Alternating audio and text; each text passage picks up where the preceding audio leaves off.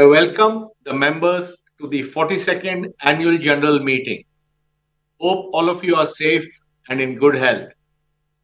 This meeting is being held through video conference in accordance with the circulars issued by the Ministry of Corporate Affairs and SEBI.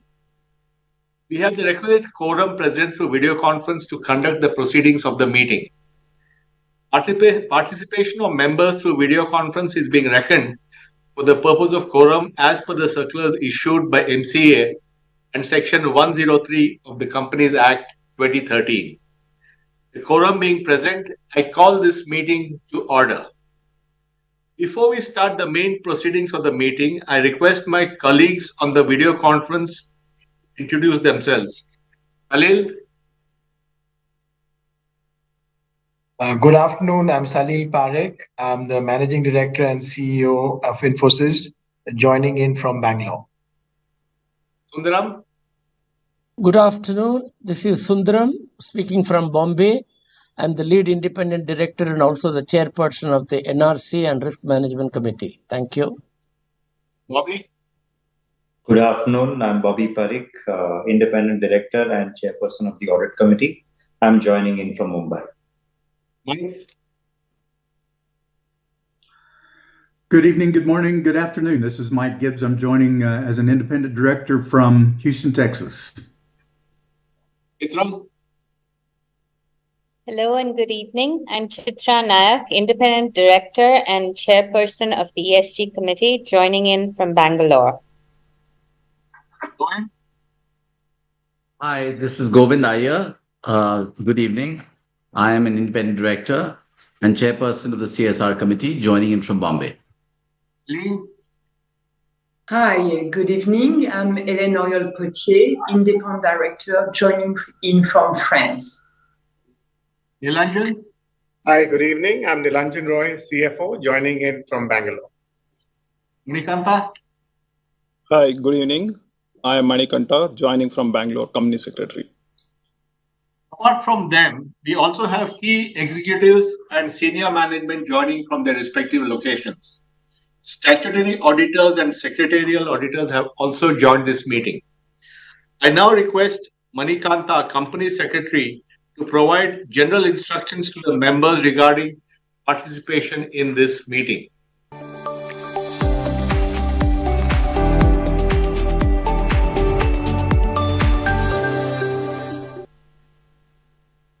Hi, good evening, everyone. Members may note that this annual general meeting is being held through video conferencing in accordance with the Companies Act 2013 and circulars issued by the Ministry of Corporate Affairs and SEBI. The facility for joining this meeting through video conference or other audiovisual means is made available for the members on a first-come, first-served basis. The company has also provided a webcast facility to view the live proceedings of this meeting on the company's website. The Register of Directors and key managerial personnel, the Register of Contracts or Arrangements, and other documents mentioned in the AGM notice have been made available electronically for the inspection during the AGM. Members seeking to inspect any of these documents can send their requests to investors@infosys.com. As the AGM is being held through video conferencing, the facility for appointment of proxies was not applicable, and hence the proxy register for inspection is not available. The company has received requests from a few members to register them as speakers at this meeting. Accordingly, the floor will be open for these members to ask questions or express their views. We will facilitate this session once the chairman opens the floor for questions and answers. Members can also post their views or questions on the Ask a Question tab on their video conference screens before 4:30 p.m. IST. It may be noted that the company reserves the right to limit the number of members asking questions depending upon availability of the time at this AGM. The company has provided the facility to cast votes electronically on all resolutions set forth in the notice. Members who have not cast their votes yet electronically and who are participating in this meeting will have an opportunity to cast their votes during the meeting through the e-voting system provided by NSDL. Members can click on the Vote tab on the video conference screen to make use of this facility.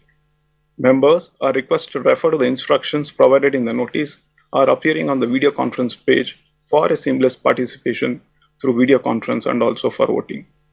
In case members face any difficulty, they may reach out on the helpline numbers. Members may note that this AGM is being recorded. Please do not disclose any sensitive personal information or personally identifiable information belonging to you or any other persons that has no bearing on this meeting. Thank you very much. Thank you, Mani. The company has taken all feasible efforts under the current circumstances to enable members to participate through video conference and vote at the AGM. I thank all the members, colleagues on the board, auditors, and the management team for joining this meeting over video conference.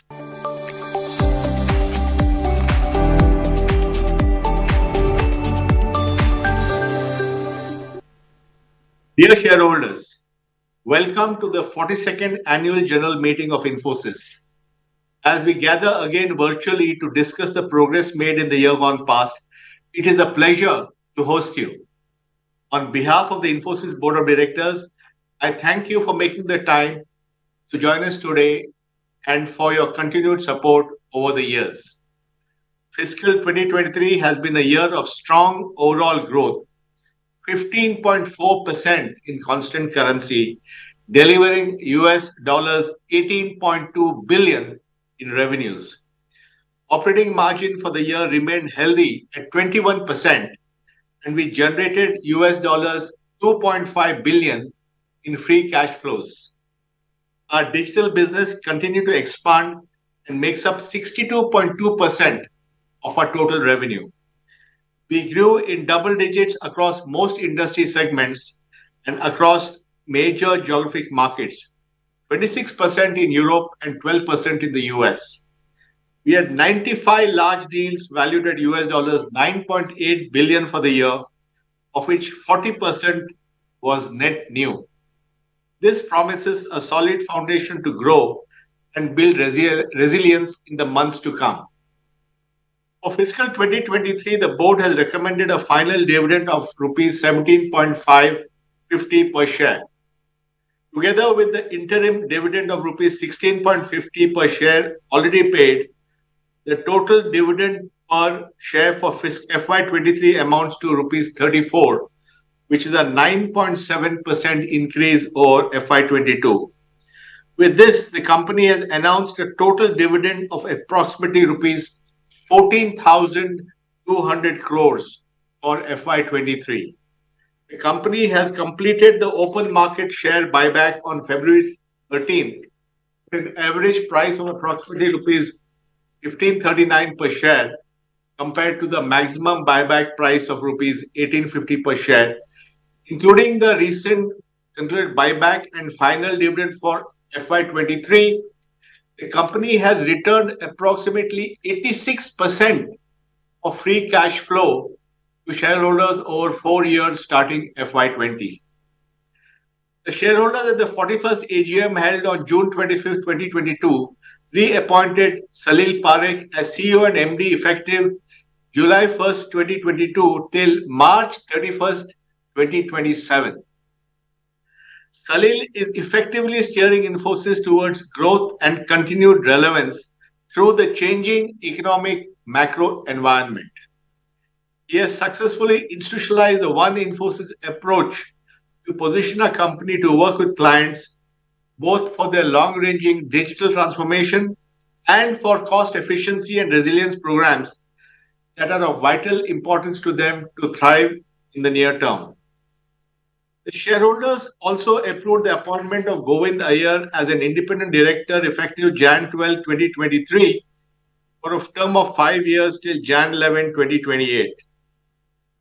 The board, based on the recommendations of the Nominations Remuneration Committee, appointed D. Sundaram as lead independent director of the company effective March 23rd, 2023, and recommends the appointment of Eileen Oriol Potier as an independent director of the company effective May 26, 2023 for a period of 3 years, subject to the approval of the shareholders.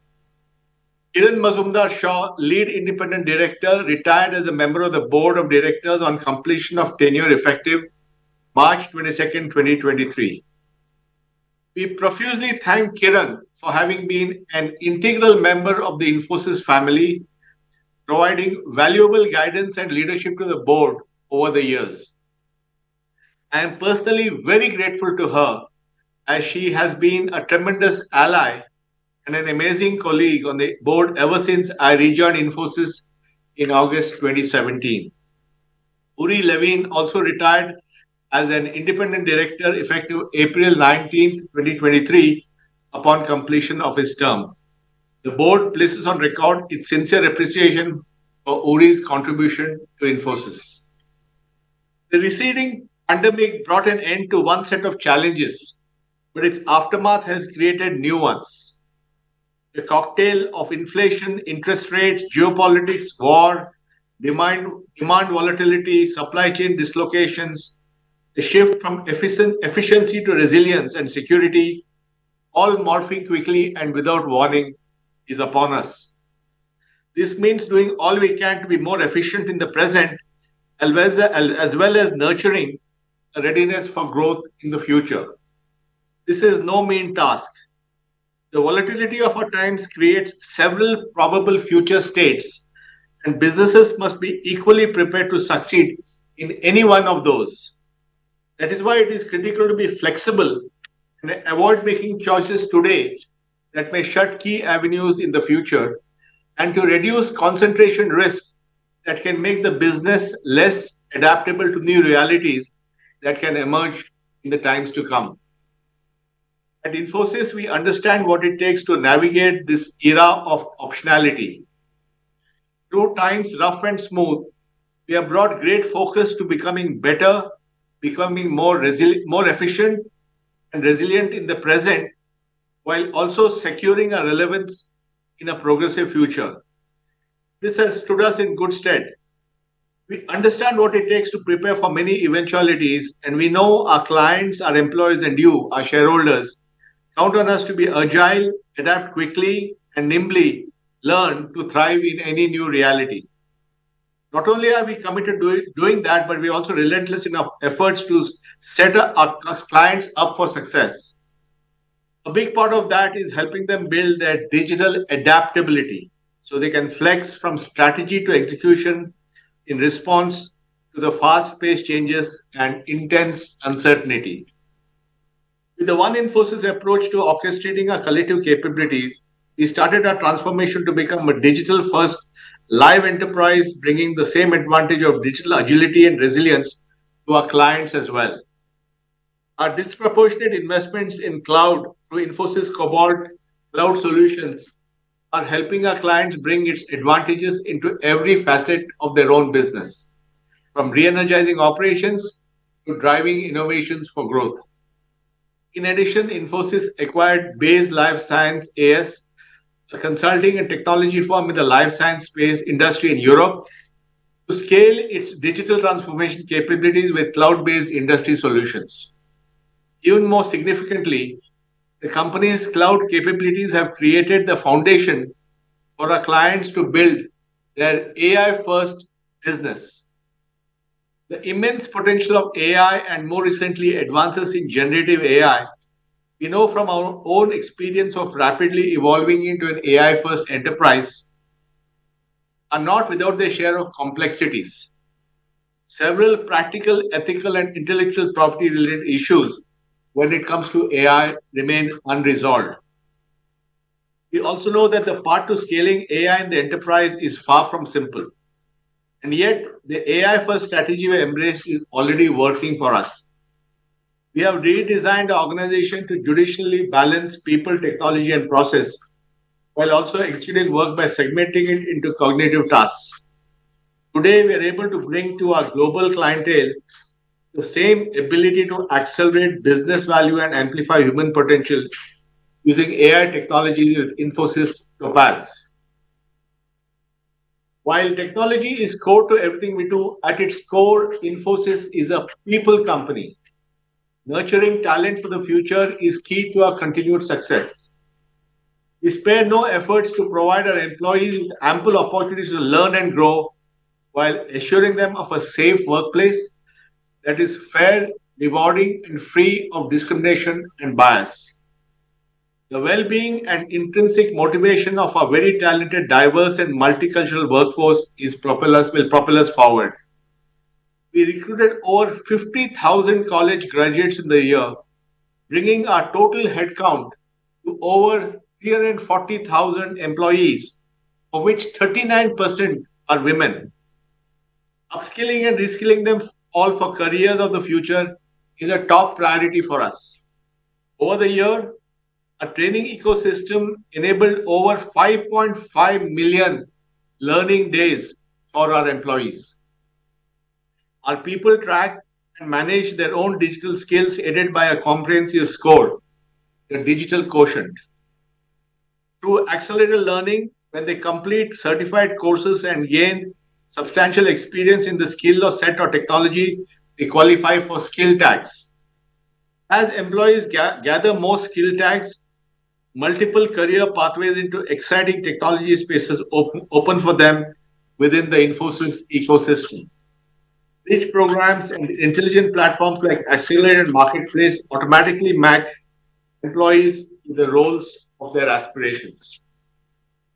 Matching a passion to deliver for clients and nurture our people is a commitment to the larger community. This is encapsulated in our shared purpose to amplify human potential and create the next opportunity for people, businesses, and communities. It inspires us to be a sustainable business in every sense of the word. It drives us to nurture ambitious ESG aspirations and to come together as one Infosys to realize it.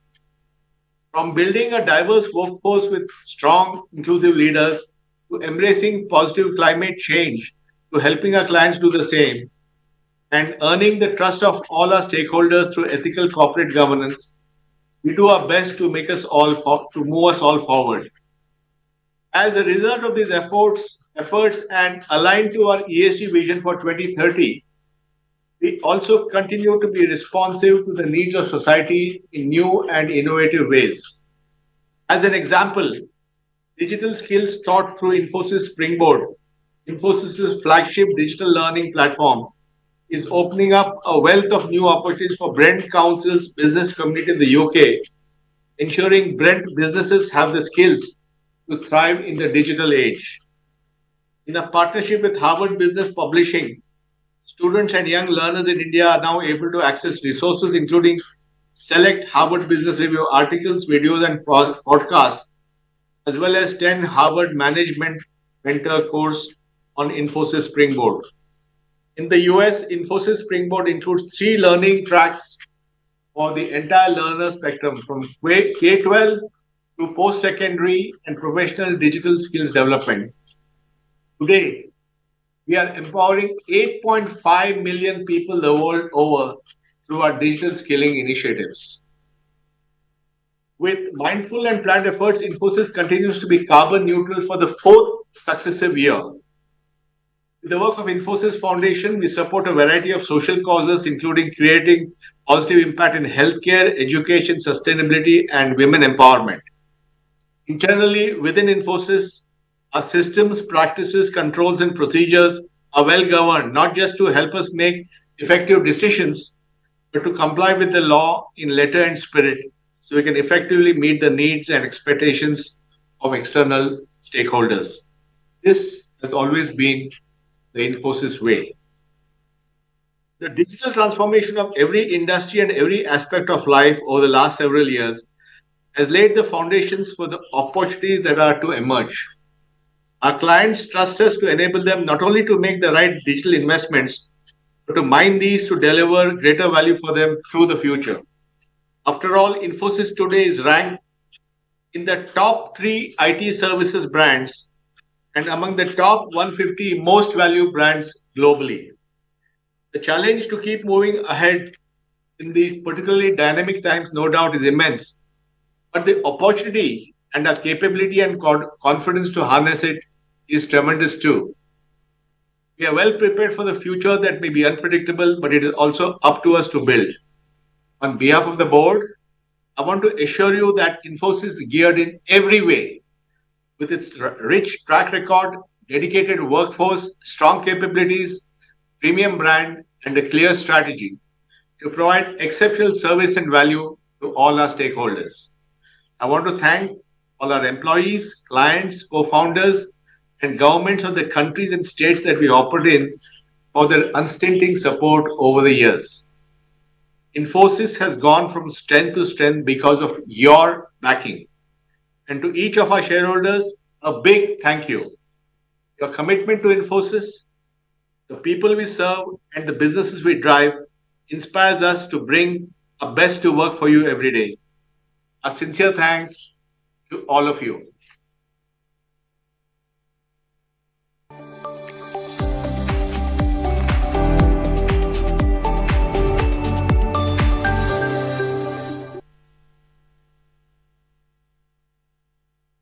Good afternoon, good evening, all of the shareholders. Welcome to the annual general meeting. Over the next few minutes, I will share with you an update from a business perspective, how the year was. We've had in this year a strong performance in a changing, evolving, dynamic environment. And we have some leading capabilities in generative AI that I will also reference in the discussion. First, in terms of the year, we had a good growth over 15%. Our digital business grew very nicely at 25%. Our clients, which are over 100 million in revenue annually, were at 40. So good metrics and good dimensions to see the growth of the business. The operating margin was strong at 21%, and we had free cash flow of $2.5 billion US. We also had a good set of large deals, very strong 95 deals, each over 50 million in size, and the total of that at 9.8 billion, with 40% net new, which helped us in building the foundation for the years to come. On the large client relationships, we've seen steadily growing numbers, 40 in the previous financial year, 38 before that, and 32 before that. As we look at our industries, we had good growth across most of our industries. In fact, all of them were growing. A very strong performance in manufacturing and energy utilities. We had also good performance in retail and the communications sector. Our employee base continues to expand at over 340,000 at the end of the year in March 2023. And of that, we also had a continued strong recruitment of college hires across the world, but more in India at over 50,000 college hires. If I look at the financial performance, and we want to share this in rupees, each of our metrics, if you look at total revenues, this is in rupees, a growth of 20%, a net profit, very solid, operating profit, very solid. We saw the operating cash flow and the free cash flow reducing from previous years, but at a very solid level, given the dynamic nature of the industry and the macroeconomic environment last year. In terms of our balance sheet, we continue to remain strong, debt-free, and liquid. And that balance sheet is really the foundation of how we can position ourselves as a company into the future. When we look at our total shareholder return across 5 years, we've had a strong performance, both between the share price increase and the dividend yield. In addition, we have returned over the last 4 years over 69,000 crores to shareholders between the buyback and the regular dividend in each of the last years. This is very well aligned with the policy that we had put in place. This represents just approximately 86% of our free cash flow in that past 4 financial years. Our total shareholder return, as we compare with other peers, stands very well as we look across the period of December 17 to March 23. Now, one of the things we've been focused on over the past several years is building out deep capabilities, especially in the digital space. We had put together a strategy representing the Pentagon with different elements of digital. Today, we are really delighted that we have a leader capability in 56 of these categories when we look at different external agencies which rank various companies on their digital ratings. One of the most significant moves we've had in the past year and a half, 2 years was the push on the cloud. And that has been really the launch of Cobalt, which combines all of our cloud capabilities, whether it's infra as a service, software as a service, platform as a service, and in fact, software partnerships which come from many of these cloud providers. We have built tremendous capabilities on our own with our partners. And today we are in the leading position of driving cloud-driven business innovation, which supports the transformation of our clients when they go onto the cloud journey. More recently, we have launched Topaz. Topaz is really encompassing all of our AI and especially generative AI capabilities. In generative AI, we have created a leading capabilities using large language models, which are open source by nature, large language models which come from different companies. We have today 50 active client projects where we are using generative AI, and this is becoming an increasing part of the new world, which is going to be defined on an AI first basis. Here, we've also built a very strong system of a very strong group of ecosystem partners which we work with on AI and also on generative AI. It's not just generative AI, it's on AI operations, on vision areas, several AI startups, and the hyperscalers and how they are leveraging the AI capabilities. We believe this is really the foundation, the Topaz and generative AI, of a large transformation which will go into the future as the world changes and leverages AI and generative AI. One of the most critical reasons why we've had a strong performance this past year and over the past few years is the concept we put in place of One Infosys. Here, all of our employees work directly for the benefit of our clients across all boundaries, departments, function. We are both focused on new transformation work and making sure that all of the work is getting delivered to our clients, leveraging all of that capability as one single Infosys, keeping the client's interest first in our mind. With that, I will conclude. First, the financial year 23 was a strong year for a business. We have positioned the company to work with our clients for digital transformation, but also more and more as they look at cost efficiency and the automation programs. We have developed a strong set of capabilities in generative AI and overall in an AI-first approach via Topaz. We have already extremely strong capabilities on cloud, which is based on Cobalt, which our clients are leveraging. And One Infosys is really the foundation of all of this work that we do within the company for the benefit of our clients. I want to, in conclusion, thank you, all of our shareholders, for your continued trust and support in the company.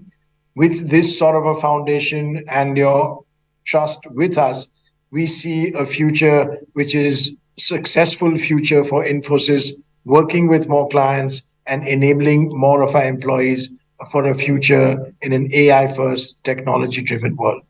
Thank you, and back to you now. Thank you, Salil. I now request Manikanta, the company secretary, to provide a summary of the auditor's report.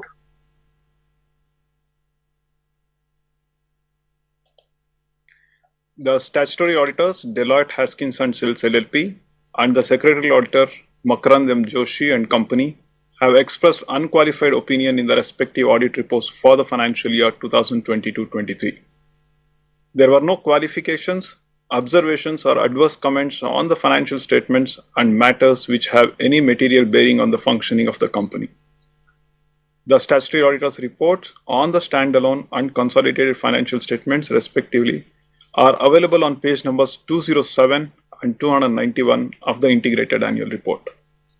The secretarial auditor's report is enclosed as Annexure 5 to the board's report on page number 85 of this year's integrated annual report.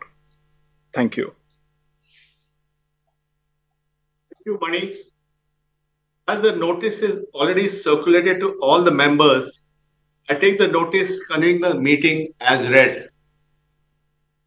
Before we proceed, I am pleased to bring to your notice that as required under the Companies Act 2013, the company has provided you the facility to cast your vote electronically on all resolutions set forth in the notice. Members who have not cast their vote electronically but are participating in this meeting will have an opportunity to cast their votes through the e-voting system provided by NSDL. Members may please note that there will be no voting by show of hands. We now take up the resolutions as set forth in the notice.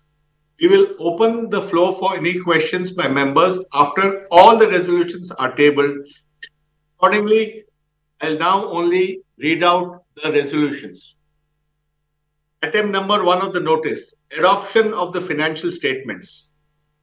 The financial statements of the company, including the consolidated financial statements for the financial year ending March 31st, 2023, including the reports of the Board of Directors and Auditors, have already been provided to the members. Item number 2 of the notice, declaration of dividend. The board has recommended dividend, final dividend of rupees 17.5 per equity share. You would recall that an interim dividend of rupees 16.5 per equity share has already been paid for the financial year ending March 31st, 2023. The dividend income, including the interim, will be rupees 34 per equity share. Item number 3 of the notice, appointment of Salil Parekh as a director liable to retire by rotation. Item number 4 of the notice, appointment of Eileen Auriel-Potier as an independent director of the company. Item number 5 of the notice, reappointment of Bobby Parekh as an independent director. The text of the resolutions along with explanatory statement is provided in the notice circulated to the members. If any member desires to ask any question pertaining to any item on the notice, she may do so now. Members are requested to keep the questions brief and specific. To avoid repetition, the answers to all the questions will be provided towards the end. Members may also note that the company reserves a limit the number of members asking questions depending on the availability of time. While members are queuing up to ask questions, may I request the team to play short videos on Infosys, Topaz, and Infosys Foundation. Grow and help others grow with you.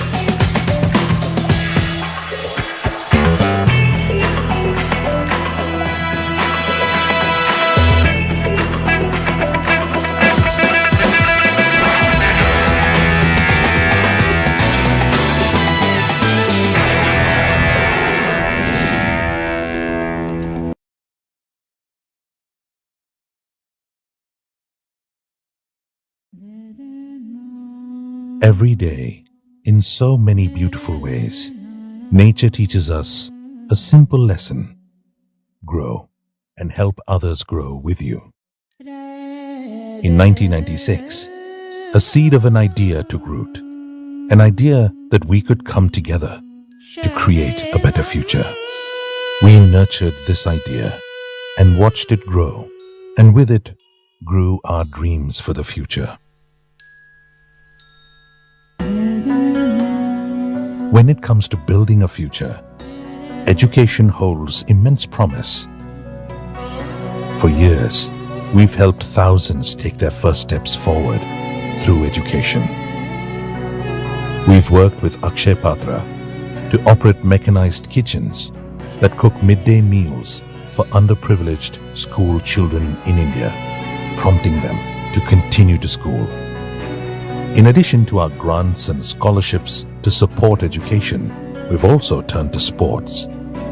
We've joined hands with the Prakash Padukone Badminton Academy to coach young athletes, molding them for 5 years till we can put them on the path to success. We're also big supporters of art and culture, because for millions across India, art is livelihood and life. Through our many efforts, like support for Bharatiya Vidya Bhavan in India and abroad, we sponsor cultural programs, promote traditional performing arts, and the well-being of artists. And well-being is essential for life. That's why we support healthcare programs with great enthusiasm. Take, for instance, our partnership with Jan Chetna Manch Bokaro. Together, we've conducted over 5,500 health examinations and consultations for women, bringing much-needed healthcare services to women in Jharkhand. Speaking of care, helping those who cannot help themselves is also important to us, making destitute care a key focus area. It's what made us join hands with the National Cancer Institute of AIIMS in New Delhi to build an 800-bed residential facility to support low-income families. More such effort is needed in the heart of India, where rural development continues to be the need of the hour. We've partnered with NASSCOM over the past few years to bring digital literacy to the youth in Kolar, Bangarpet, Pune, Mysuru, Chikbalapur, and many smaller towns in India. This is helping thousands of youngsters find new pathways to jobs and careers of the future. Much of what we do would have been impossible to imagine without our volunteers, our NGO partners, trustees, advisors, and friends. As COVID-19 ravages India, we have been doing our best to support healthcare facilities in the country with medical supplies and protective gear. We've helped expand capacities for several hospitals and built 2 well-equipped quarantine facilities. We continue working with caregivers while doing our bit to make sure that the most vulnerable among those impacted are cared for. Our teams, with survival kits, food, and other essentials, were at the front line working hard when the floods struck Karnataka, Maharashtra, Orissa, and Assam. And yet, with so many people in need still beyond our reach, we extended our support by donating to the PM Cares Fund. Through these and other trying times, it is nature that teaches us, inspires us. It reminds us that trees standing in the scorching sun provide shade for others. They bear fruits, not for themselves, but for others.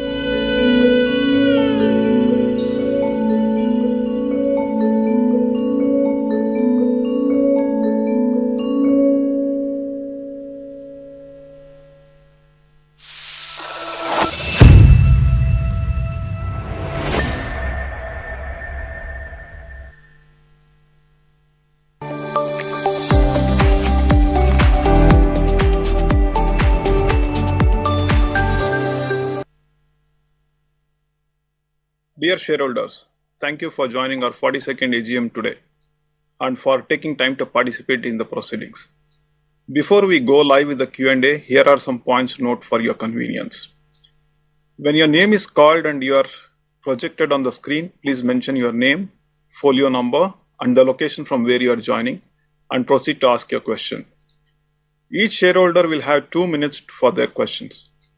To avoid repetition, the board will respond to all the questions at the end. Once you have asked your question, you can switch to watch the proceedings. The board will be taking questions from shareholders in 2 or 3 sets, depending on the number of questions on the video.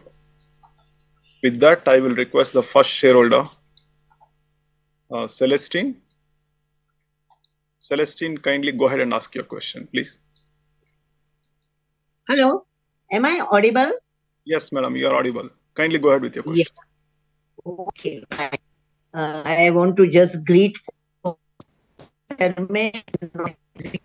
non-independent promoter, Mr. Nadan M. Kinney, MD and CEO Khalil Parekh, other board members, my fellow shareholders attending this e-meeting.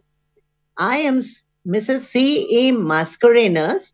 I am speaking from Mumbai. First, I thank the company secretary AGS Manikanta and his team for sending me an e-annual report and also registering me as a speaker at my request. Thank you so much and giving me this beautiful platform where I can interact.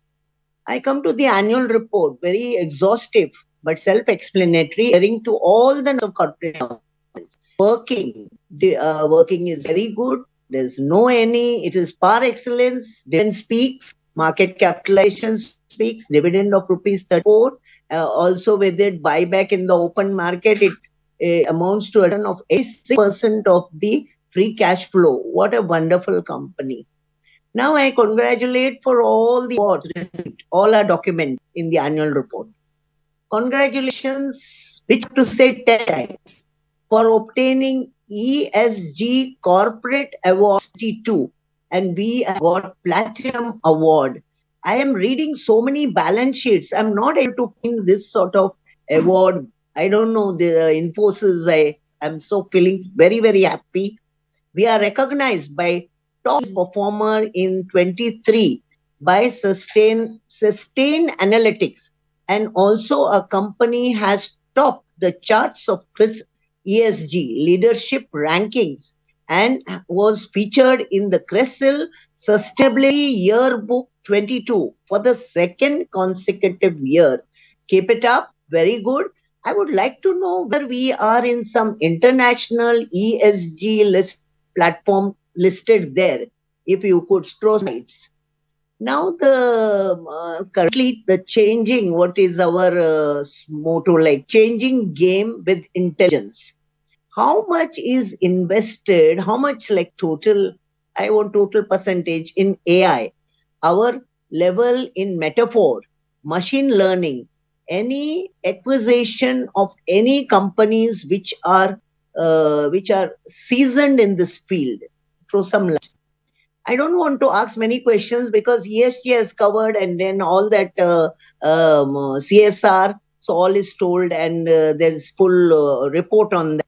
So, know how many employees are in the design operations, how many are in the sector, and what is the attrition level? Also, what total attrition level on the whole? And if it is high, how do we try to keep our staff so that they don't do hopping here and there? Next is Infy has grown from strength to strength, and I feel still the best is yet to come. This is not over. It has grown and it is best going to come. So I don't want to ask further questions. To sit and take rewards in way of capitalization, in the way of dividends, and in buybacks. With this, I support all relations. I wish my company all the best, and especially I wish all the Infosys best good health, because health is there. So once again, I say thanks to the entire team for giving this patient hearing. Thank you, ma'am. Thank you. May I now request the next shareholder, Mr. Shailesh. Shailesh, sir, kindly go ahead and ask your question. Yes, sir. Respected Chairman, distinguished directors, the management team members, and the members of the Infosys. Sir, let me first congratulate the entire company for getting one more year of excellent results financially and in all other activities. Sir, the presentation by the chairman was excellent and it was further supplemented by the managing director. Sir, I have become wiser as far as our company's working is concerned and more satisfied than what I was. Now, I wish to also appreciate the services of the secretarial department, which has enabled me to participate in this meeting. Sir, with this, I would like to ask 2 or 3 questions. Sir, my first question is that there are frequent changes in technology, particularly in recent times, and this trend is likely to continue. Sir, what I would like to understand is how fast our employees get adjusted to this changing situation in such a fast way. Are we encountering any problem in this particular situation? Sir, my second question is regarding the world economic growth, which is likely to remain low in the current year also. Sir, our business has a direct relation with the GDP, world GDP. Sir, my question is that I am sure some of our businesses must have also been affected, not cancelled but delayed. Sir, what I would like to know is that which of the verticals of our business has remained unaffected or least affected, and which vertical has been affected to the maximum. And sir, my last question is regarding the security, cyber security. Our business is so very sensitive and data preservation, etc., is extremely important. And we also hear many cases that this safety and security is breached. Sir, what I would like to know is what steps we are taking in this particular field. And sir, lastly, before I end, I would like to appreciate the excellent work being done by Infosys Foundation under the leadership of Mrs. Sudha Murthy. I would also like to add that all our promoters in their individual capacity also, they are working to the society in a very big way. Well, the nation is proud of all of you, and I hope you will continue to make the progress as you have been doing in the last so many years. With all this, my pranam and best wishes to all of you. Thank you, sir. May I now request the next shareholder, Shrenik Mehta. Sir, kindly go ahead and ask your question.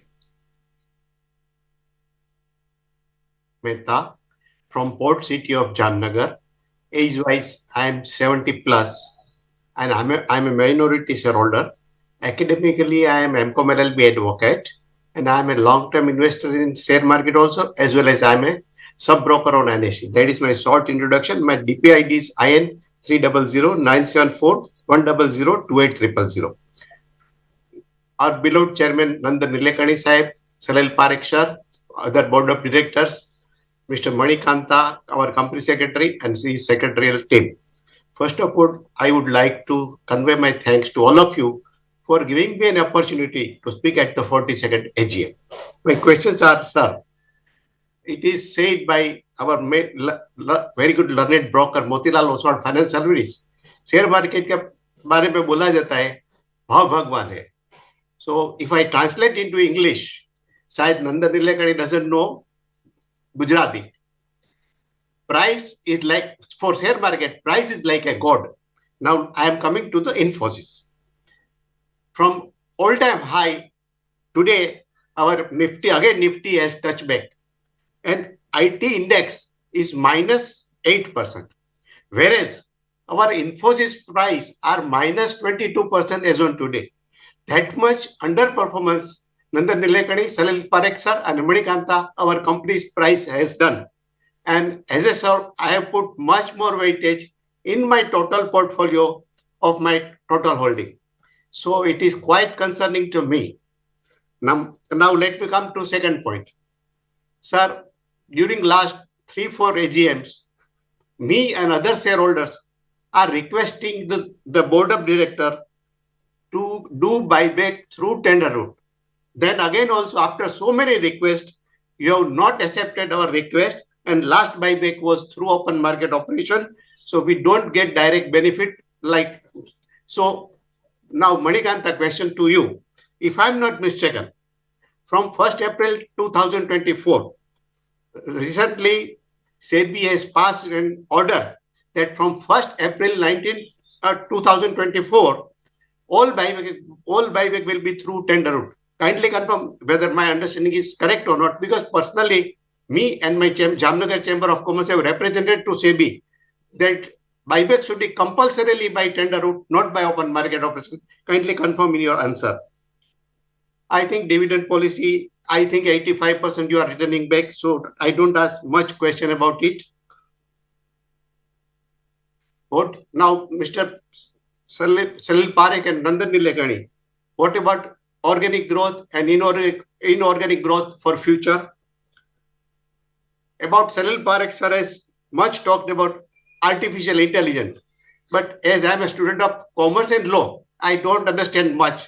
But as a shareholder, I would like to know, will artificial intelligence support our working or it will distract our working? Please throw some light in simple language who can understand a student of commerce and law. Manikanta, now question is to you. Every time I have to cast my vote through this my Demat account. When I go, that NSDL site shows my email and my mobile number is not registered. Then I lodge complaint with my deposited participant Marwadi shares. They say we have already registered your number. Then I lodge complaint with NSDL. They say we have also registered your mobile number and email ID perfectly. तो बोला problem कहाँ है sir? Why e-voting no doesn't so? तो sir उसका कहने का मतलब ये है NSDL का, I got reply from NSDL कि जो आपका ट्रांसफर एजेंट है, ट्रांसफर रजिस्टर है के फिनटेक, वो पूरी तरह से हमारा डाटा उठाते नहीं है. इसकी वजह से आपका email and mobile number does not show while you want to do e-voting. फिर उन्होंने कुछ स्पेशल पासवर्ड मुझे दिया, फिर I was able to cast my vote and register myself. And last point, sir, you are doing so much of corporate social responsibility work. I am from Jamnagar district. It is my humble suggestion that do some corporate social responsibility in my district of Jamnagar with consultation of Member of Parliament, Mrs. Poonam Ben Madam. Thank you for giving me an opportunity. And as a shareholder, I am quite happy. But my share price of Infosys are not going, and you are not doing buyback by tender route. So that is these are two my grievances. Please, thank you all. Thank you, Mr. Mehta. Now may I request Mr. Kaushik. Kaushik, kindly go ahead and ask your question. Yes, I am audible. Yes, sir, you are audible. Yeah. So good evening, everyone. I am honored to have the opportunity to speak with you all today. I want to start by thanking the board of directors for giving me this chance to address you all once again. As many of you would remember me, my name is Kaushik Shahukar and I am a chartered accountant from Mumbai. I have been facing a physical challenge due to dystonia, which has affected half of my body paralyzed, impacting my right hand, my right leg, and speech. However, I have not let this challenge hinder my passion for accounting. However, I do need your support to continue to be self-reliant. I have been reaching out to you for last few years, but it seems that my request has gone unheard. I understand that you may be busy with some other things, important things, but I would like to know the reason why my request has not been given the attention it deserves. I want to make it clear that I am not looking for any freebies, free money. I am simply asking for help to ensure that I continue to work to my best of my abilities. As a practicing chartered accountant, I value independence and self-reliance, and I hope that you can appreciate my desire to maintain the independence. Thank you for considering my request. I strongly believe that with your support, I can make significant contribution to our organization and positively impact society. I eagerly await your response and sincerely appreciate the time and attention you have given me today. If you are interested and willing, I would greatly appreciate the opportunity to meet you in person. Thank you so much. Thank you, Mr. Kaushik. Now may I request Mr. Santosh. Mr. Santosh, can you kindly go ahead and ask your question? माननीय अध्यक्ष जी, उपस्थित निर्देशक सदस्यगण, अधिकारीगण और मेरे share holder भाइयों बहनों, जो आज हम वीडियो को कॉन्फ्रेंस के थ्रू पर्यंत है, मैं संतोष कुमार साहब कोलकाता से आप सभी को नमस्कार करता हूं और विशेषकर हमारे मणिकंठा जी को भी नमस्कार करता हूं, जिनके अच्छे लिंक प्रदान करने बाद मैं अटेंड कर रहा हूँ। आपकी टीम भी काफी अच्छी, उनको भी धन्यवाद देता हूँ सर। सबसे पहले धन्यवाद देता हूँ सर, इस साल आपने 34वां जो डिविडेंड दिया वो हाईएस्ट डिविडेंड है, इसके लिए धन्यवाद देता हूँ। दूसरा सर, मैं आपको इसके लिए भी धन्यवाद देता हूँ कि आपके यहाँ 39.4% वुमेन एम्प्लॉई है आउट ऑफ 3,43,234 में। मगर सर इसके साथ दुख इस बात का है कि फीमेल एम्प्लॉय तो 40% है, फीमेल डायरेक्टरशिप 12% है। तो मैं चाहूंगा फ्यूचर में एक डायरेक्टर ला के इसको कम से कम आगे बढ़ाने का कोशिश करेंगे। जैसे आपने कहा कि वुमेन एम्पावरमेंट के लिए आप काम कर रहे हैं, तो डायरेक्टर के अंदर सर वुमेन एम्पावरमेंट नहीं दिख रहा है, उसको ध्यान रखेंगे सर।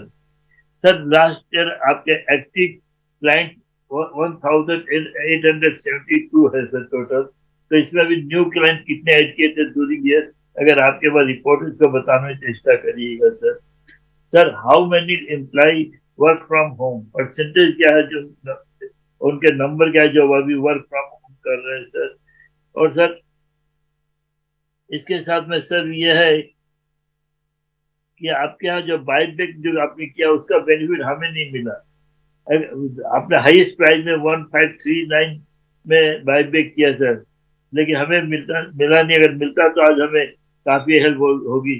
तो फ्यूचर में ये चाहूंगा सर, आप बायबैक जब भी करें तो इस रूट से करें, टेंडर के रूट से, जिससे जैसे विप्रो वाले कर रहे हैं, उससे क्या कि आप जो एक्चुअल बेनिफिट शेयर होल्डर को देना चाहते हैं उनको मिलेगा। अदरवाइज क्या तो इमीडिएट जो परचेज जो सेल करते हैं उनको मिल जाता है, हम उससे बच्चे जो लॉन्ग टर्म इन्वेस्टमेंट आप कहे जो अपना शेयर बेचना नहीं चाहते बाजार में, वो इसके लिए लूजर होते हैं। तो इसके बारे में जरूर विचार करिएगा। स्पेशल मिस्टर नलकानी जी, आप जरूर विचार करिएगा, जो आपके लॉयल शेयर होल्डर है वो तो बाजार में माल बेचते नहीं है, एक्चुअली उनको टेंडर के थ्रू अगर मिलता है तब बेनिफिट होता है, तो भी बेनिफिट नहीं होता है। मैं ज्यादा समय नहीं लूंगा सर, मैं ये चाहूंगा कि इस साल कितने न्यू एम्प्लॉय आपने ऐड किए हैं, उनके नंबर्स क्या है और इसमें फीमेल परसेंटेज क्या है। ज्यादा समय नहीं लेते हुए एक बार फिर हमारे जितने भी डायरेक्टर हैं, जितने भी अधिकारीगण हैं और जितने भी शेयर होल्डर भाई बंधु आज वीडियो कॉन्फ्रेंस है, उनके परिवार को शुभकामना देता हूँ और वहां से प्रार्थना करता हूँ जो 2023 का फाइनेंशियल ईयर है उस सभी के लिए हेल्दी वेल्दी प्रोस्पेक्ट के साथ व्यतीत हो। एक बार मैं फिर सेक्रेटरी और उनकी टीम को भी धन्यवाद देता हूँ, जिनकी कैरी मेहनत के कारण और प्री टेस्टिंग के कारण, ड्राई रन के कारण आप मीटिंग अटेंड कर सकते हैं। नमस्कार जी। Thank you, sir. Thank you, Mr. Santosh. Now may I request Mr. Dara? Mr. Dara, can you kindly go ahead and ask your question? Yeah. Good evening and greetings of the day to the respected chairman and all the board members of the company. My name is Dr. Dharav Jamadar. I am from Surat, Gujarat. My DP ID is IN303028. First of all, I would like to congratulate each and every stakeholder of my company on performing tremendously well, outperforming the peers and posting a robust numbers both on Q and YOY basis. Sir, like every year, it is an honor and a memorable moment to get an opportunity to have an insightful conversation with you on different aspects. I would also like to acknowledge and appreciate the efforts of Corporate Secretariat Department. Some of my questions which I would request you to address are: first, apart from the cloud capabilities and differentiated digital services, which segment might be the third pillar to the stellar growth in the coming years? Second, what is my company's strategy of maintaining higher ROE despite suffering from the issue of lower margins? Third, how is my company going to improve its free cash flow conversion in this particular fiscal year? Fourth, apart from leveraging more on generative AI capability, what are the steps that my company is taking to improve the productivity within the company? Fifth, considering the company's BFSI segment has only 2% exposure in USA's regional banks, which segment of yours do you think shall be highly, and which segment will be least impacted by the case being that US goes in recession? Sixth, what according to you shall be the role of IT services 5 years down the line, factoring in all the recent developments of AI and many such things related to it? Seventh, what steps has my company taken for the well-being of its employees in this last fiscal year? I wish all the best to my company for this current fiscal year. Thank you, sir. Thank you, Mr. Dharav. Now may I request Ms. Shruti. Ms. Shruti, kindly go ahead and ask your question. Good afternoon, respected Chairman, sir, and members of the board. I am Shruti Saraugi, a proud shareholder of Infosys, folio number 300693, joining in from Kolkata, and a member of the Kolkata chapter of Millennium Mams. I have two questions, sir. An important part of our operations is human resources. As we know, there is a shortage and attrition rates are high in the industry. Do you think it would be a good HR policy to provide accommodation? Theoretically, if we put up a campus in Mysore with the new Mysore-Bangalore highway, the distance is only 1 hour. This could be on the lines of the GIFT city in Gujarat, where all facilities are available. This would help reduce attrition rates. Please share your views on that. Secondly, about AI replacing humans in many work areas and being a threat. On which side of the opinion spectrum are you and why? Thank you so much, sir. Thank you, Ms. Shruti. Now may I request Mr. Om Prakash. Mr. Om Prakash, kindly go ahead and ask your question. Am I audible, sir? Yes, sir, you are audible. Thank you.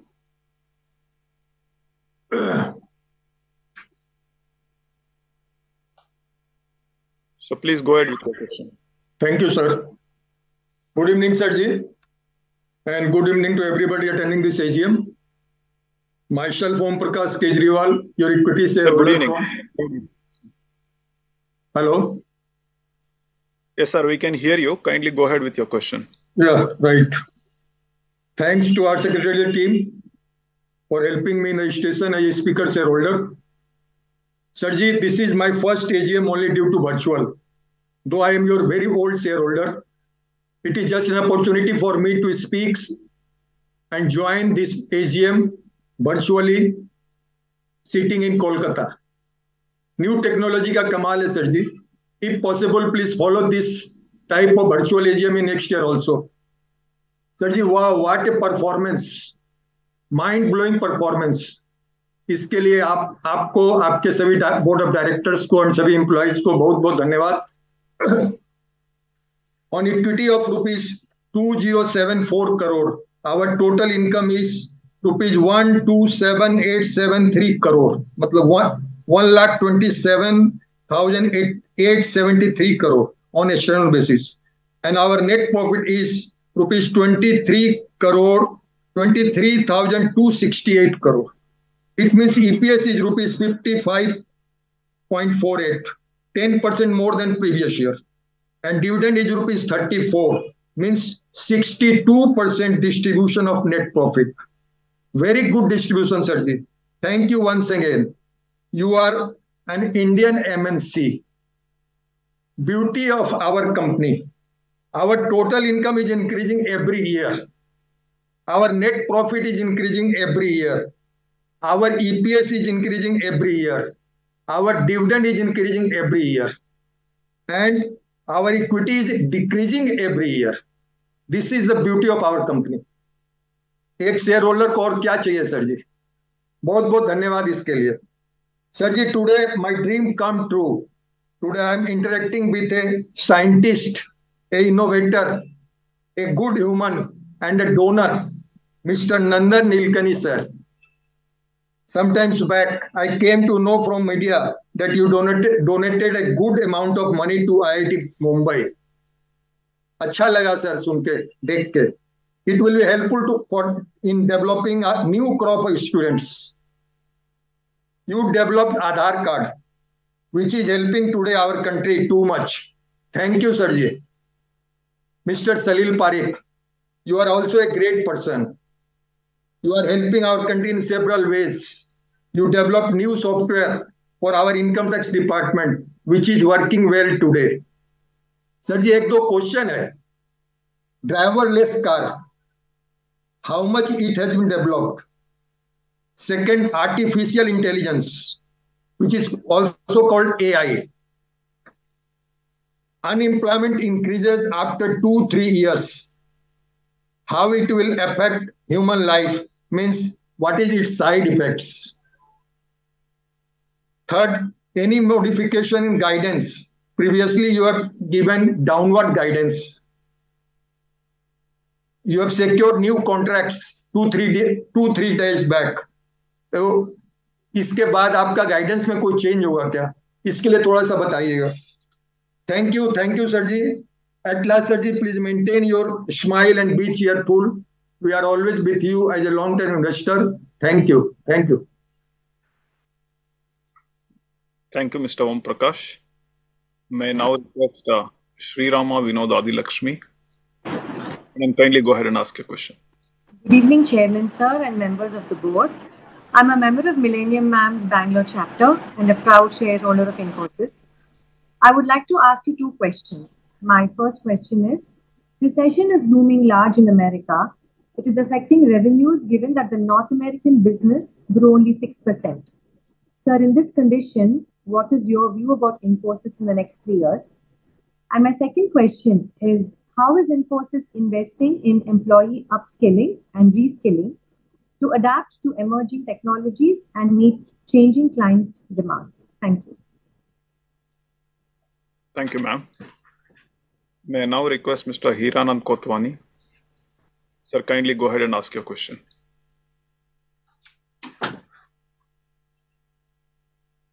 Sir, we can't hear you. If you can unmute and ask your question. I'm audible, gentlemen? Yes, sir. We can hear you now. Kindly go ahead. Yes. Thank you. It is a great pleasure to join you, Infosys. Highly respected and humble Mr. Chair, our chairman, and other dignitary attending this meeting. So many questions has been asked, nothing more to add. Just one question to Mr. Chairman, because his address was too good. And Salil has already given us a picture. The question remains not to ask. But certainly I have one question on the mind regarding the fluctuation in dollar. Mr. Chairman, what is the contingency plan if the dollar crash? How you will see in the future growth of industry, particularly IT, globally, how the growth and future of our organization will be. Thank you and good luck ahead. Thank you, Mr. Hiranand. May I now request Mr. Alex. Mr. Alex, kindly go ahead and ask your question. Hello, am I audible? Yes, sir, you are audible. Good afternoon, everyone. Good evening, everyone. Thanks for this opportunity. So, I am Alex Punan, joining from Bangalore. I'm a minority shareholder, actually. So, I'm also a software developer for around 20 years. So, my question is related something related to generative AI. I had to ask this, actually, I couldn't sleep. So basically, I have been using this, and I know the power of this actually. So it increases the productivity by around 30 to around 90%, depending on how it is used. So the thing is that our chairman Nandan Nilekani sir and Salil Parekh sir have told about Infosys Topaz, and externally how clients are using it and are needing that. But my question is internal looking. So if you don't adapt to this is going to be a threat actually to our company actually. So maybe this is already getting reflected in the market. I'm not really sure. But what is the plan, short term and long term, of Infosys in leveraging this technology for increasing productivity and quality? And there are a lot of implications to this. So what is our company doing related to this? So it's a hard question, but I had to ask this because, yeah, this is on top of my mind actually. So thanks once again for this opportunity. Thank you, Mr. Alex. Now I will request Mr. Atanu Saha.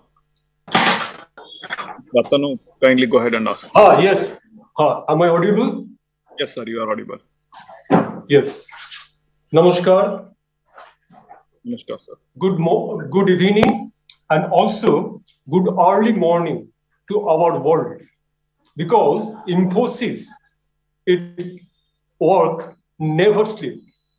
Sir, I Atanu Saha, a shareholder of Infosys.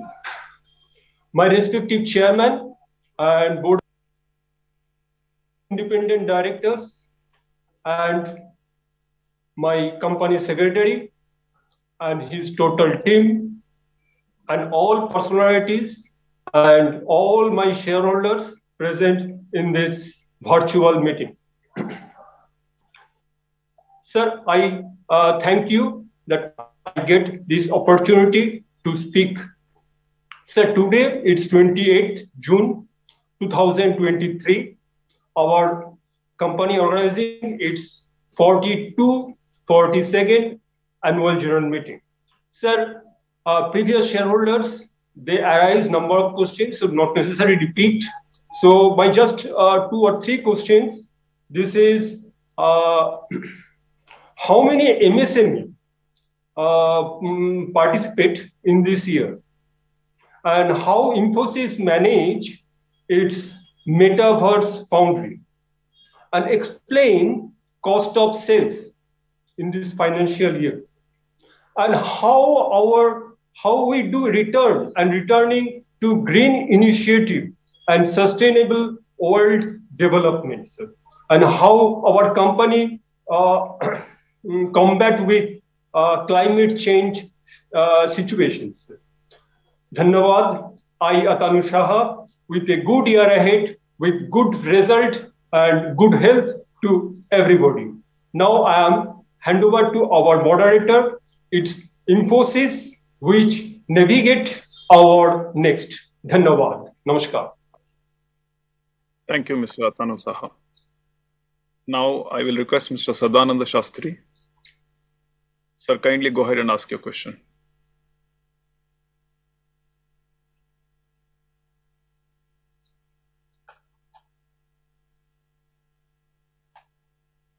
Sir, kindly unmute and ask your question.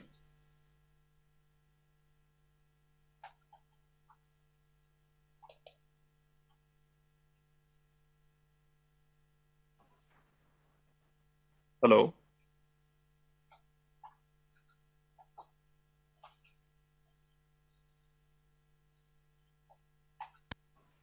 Hello. Hello. Yes, sir, we can hear you now. Kindly go ahead and ask your question. Sir, I think again it has been muted. If you can unmute once again, please.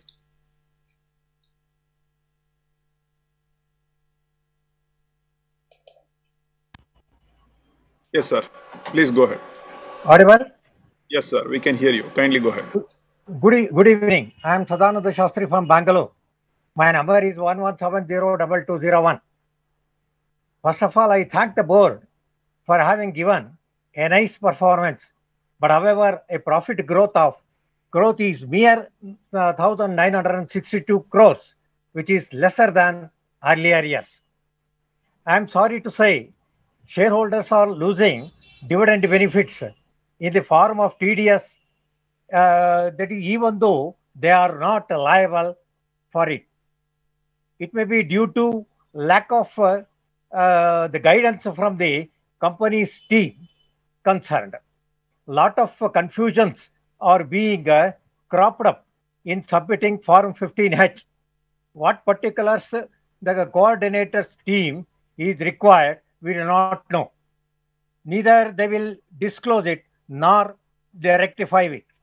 With this, I have lost many thousands during earlier years. Proper guidance from the team is needed, sir. Sir, I will go by page wise from the report, purely from the report. I will not deviate anything. I may still eminent this one time. Report page number 19. In revenue geography, India has secured the least place, 2.6%. How do you uplift this? Is there any negligence in the Indian market? Page number 22. In the column term ending date of chairman, you have used the abbreviation NA. How do you justify the word NA when all other directors are having ending date? Is the word NA is appropriate? Page number 45. It is pitiable to note revenue growth is negative of 0.4. How the company will bring it up to positive in the current year? Page number 46. You have said 1,357 employees disclosed their disability. What is its meaning? Does it not affect the image of the company? Page number 58. Board's report. An excellent amount of income of 268 crores is taken out from profit towards comprehensive item to make round the other figure to 23,000. What is this item, sir? Page number 163. In transfer of reserves, it is said that you have not transferred any amount to reserves. Does it not speaks about the stability of the company? Page number 66. Registration, that is resignation of directors. Many stalwarts like Mrs. Kiran Majumdar, Mr. Sai Kumar, Mr. Mohit, etc. are leaving the company. How do you safeguard the image of the company? Page number 70. Out of 98 subsidiaries, some like Unit 15, Shanghai, 33, Base Life, 38, Malaysia, 53, Turkey Belagi, 88, Germany are incurring loss. How do you struggle hard to bring these to a positive line? However, Panaya is shining now. Thank you very much for that. Page number 81. In the remuneration of managerial personnel, 287 crore is more powerful and heavy hit to profit. Why can't the personnel adopt ethics and follow the other companies' CEOs' sacrifices in the interest of company purse as well as company's employees? Page number 83. Congrats for the company's second place in top 10 in remuneration.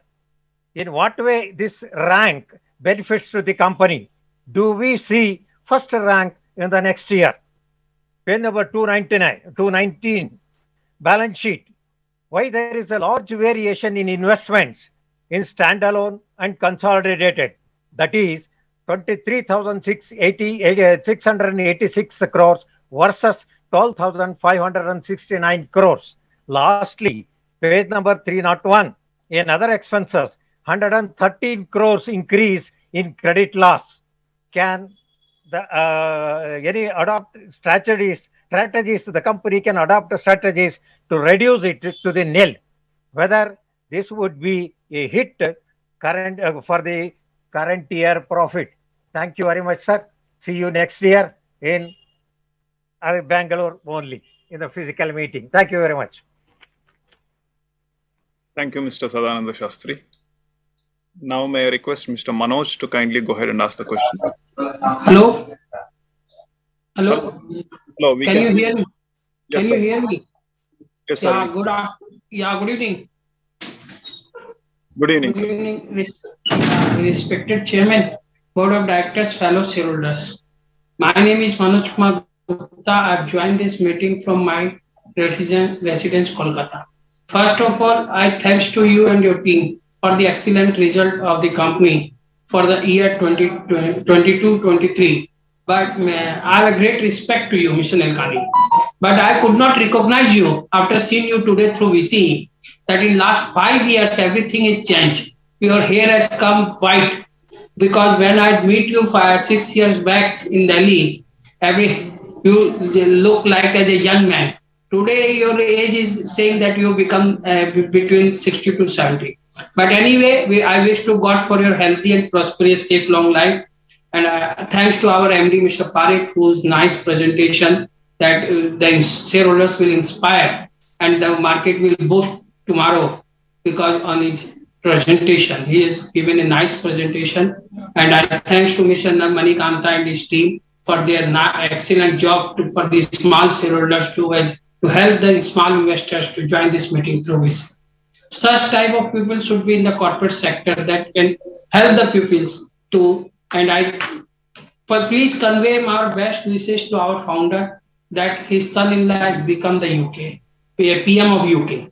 Because I know that one thing, those have ruled on us for 200 years. Now we have got a chance to rule on them after 200 years. So please convey our best wishes to him that his son-in-law has got success ultimately to get chair of PM.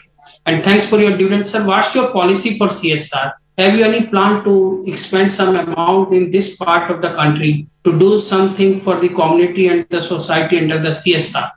And sir, there was a media report some days back after the close down of the work from home. Several young generation people says tendering their resignation in the TCS and Infosys. So what's the status? How many people has tendered their resignation after after shut down the window of work from home? And sir, have you any got any other work for the government like as income tax work, or have you any plan to bid to get further job of the government of India or any state government? And I have no plan to say of the cyber crime. And sir, have you any plan further to launch any buyback and plan for new campus in Northeast? Northeast is growing up after become the NDA government. So think about that to launch some new campus in Northeast to give a young generation chance to take a campus, or any plan to split the shares to increase the liquidity and in the market. And sir, have you any plan to tie up with the IRCTC for railway work through Infosys? Thank you, sir. Once again, I thanks to your company secretary and his team for their support to the small investors to help join this meeting through VC. Namaskar. Thank you, Mr. Manoj. May I now request Mr. Ashish to kindly go ahead and ask the question. You can hear my voice, sir? Yes, Mr. Ashish, we can hear you. Kindly go ahead. Respected Chairman and Board of Directors, first I thank Company Secretary to connect this AGM today. I hear the news about the employees are working at home 3 days and 3 days in office and 2 days at home. COVID is over, why working at home? Also, you have gone for buyback. I think that open market you are going. Why you are not going tender or routine offer? Because the small shareholder can take participation. I cannot understand, sir, that point. Please clear it. And also, I have given email. I not want to take your time. If you can reply my queries by I am thankful to you. Thank you so much. Thank you, Mr. Ashish. Now I will request Mr. Kirti Shah. एक minute में अंदर दे Chairman sir, my name is Kirti Shah. Good afternoon. Good Chairman afternoon. sir, We you can hear have, you. you have showing steady performance every year. Chairman sir, you are showing steady performance. Last quarter also you have turnover of 32,000. This quarter also, March quarter is 30,000 crore. And profitability also 6,000 crore. Same. What you plan for the future? Revenue will be increased, net profit will be increased. What is your future plan? Why steady growth only? Chairman sir, I already sent so many emails, but you are not replying full detail. Why? Chairman sir, you have to follow corporate governance. You are not following the corporate governance. Kindly, I expect you are now following the corporate governance. I have reminded you once again. Kindly follow the corporate governance and can reply the full detail. Email reply. Wish you all the best. Thank you very much. Thank you, sir. May I now request Mr. Reddappa.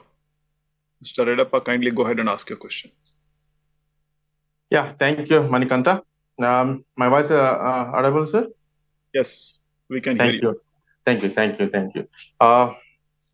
Mr. Nandan Nenikani, sir, dynamic leader, Aadhar chairman, my company backbone. Thank you. Namaste, sir. Salil Farek ji and Niranjan Rai ji and Manikanta ji and all the other directors, independent directors, auditors, scrutinize of this AGM and my fellow shareholders of this video conference. Good evening. Namaste. Sir, my name is Reddappa Gunduru. I'm from Hyderabad. I'm a financial advisor with Motilal Oswal. Sir, as a shareholder, I'm very happy about the company performance financial 22. As usual, sir. Thank you so much. Chairman, sir, you have given very good speech about my company performance last financial year. Sir, I would like to share my experiences in physical AGM, sir. Nandan sir, Salil sir, you're both of backbone of my company. I have very good memories, very good photographs in physical AGMs last 2018-19, sir. And Nandan sir is a very good person, sir. I have requested for a photograph. He's immediately accepted and with the security people allow him and taking a photograph. It's a wonderful moment in my life, sir. Thank you so much. That's the reason I'm waiting for this AGM last 1 year, sir. Thank you so much, sir. Sir, I would like to thank this corporate governance. Earlier, co-shareholder is speaking about the corporate governance, sir. Now, I'm not agreeing that, sir. The corporate governance is very wonderful of my company as ethically, accountability, or transparency of accounts. Everything is there, sir. Mr. Chairman, sir. Please keep it up and special thanks, special kudos to my company secretary Manikanta and all the KMPs of my company, wonderful company. Sir, Nandan sir, I wanted to highlight the way of the doing the society and Indian the IIT technology. The wonderful sir. Nowadays, IIT students are very much needed in our country to develop, sir. Especially and congratulate for this wonderful generous donation to the IIT for the supporting the infrastructure and improvements and research and deep technology startup ecosystem, sir. It shows, sir, you are the technology person. My company is technology, but you are developing another society for IIT students, sir. Really, I'm touched, sir. Wonderful decision by my company board. Thank you so much and congratulations, sir. And despite of adverse of macros, enterprise continue to re-evaluate their cost to structure and strengthen their business to resilience, sir. Additionally, they are adopting technology investment to do foster agility, sir. Sir, no need to tell about my company financials. Wonderful, sir. Strong and consistent performance, sir. Thanks for dividend also. Congratulations for the wonderful team, CEO team, technical moment you have, sir. All people are wonderful, sir. Sir, we have received very wonderful awards. Congrats for many more awards and achievements, sir. And also, sir, CSR as well, very wonderful, sir. No need to say, sir, is doing with our foundation. And also, I have gone through all the separate annual report for our foundation also. Thank you so much, sir. Mr. Chairman, I have few questions, sir. First question is, sir, what is the future vision of a couple of years, sir? And in last few quarters, Infosys has seen high-profile exits at delivery level. Since high-level exits are at delivery level, could you potentially hurt project timelines in the short term, sir? Third question, sir. Financial 24 revenue guidance was 4 to 7% year on year. CC optically looks soft versus peers. Due to weak, does companies see the company is revising any guidance for the coming quarter, sir? Another question, sir. Any updates on mega deals which are 500 million US dollars, sir? Please comment, sir. And also, sir, Infosys is the forefront adoption for AI technologies. What is current percentage top of line, and what is the growth expected in financial 24 and 25, sir? Sir, another question is, sir, margins. Your question? Yeah, I have a couple of questions, sir. I am going to conclude, sir. Thank you.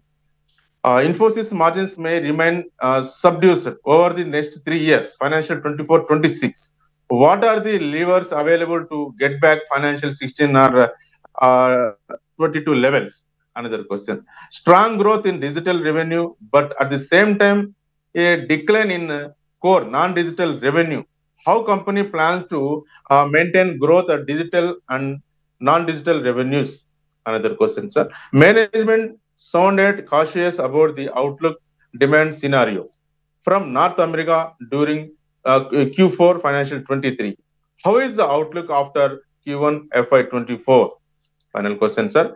In Q4 financial 23, weakness in retail, high-tech, financial services and telecom segments due to unexpected ramp down in this deal closure. Sir, what is the outlook after Q1 financial 24, sir? These are my observations, sir. And I have already supported all the resolutions and thank Company Secretary Department, Manikanta and other employees and teams, sir. Wonderful support for the smooth functioning, sir. Thanks once again, Mr. Chairman, sir. I'm happy to see you healthy and fine. And all the board of directors, I wish all the best and hopefully and coming financial under your leadership, my company will achieve many more higher awards, recognitions, and many more milestones. Under the leadership of my one and only leader, Nandan Lirikar, strong pillar of my company, with support of all the board of directors. Thank you, Salil sir. Salil sir, also very in the last 5 years, very wonderful, hardworking, sir. Thank you so much for giving this opportunity. I wish good health to all board of directors. Thank you, Manikanta ji. Thank you. May I now request Mr. Manoj? Mr. Manoj, kindly go ahead and ask your question. Good afternoon, sir. Yes, we can hear you. Kindly go ahead, sir.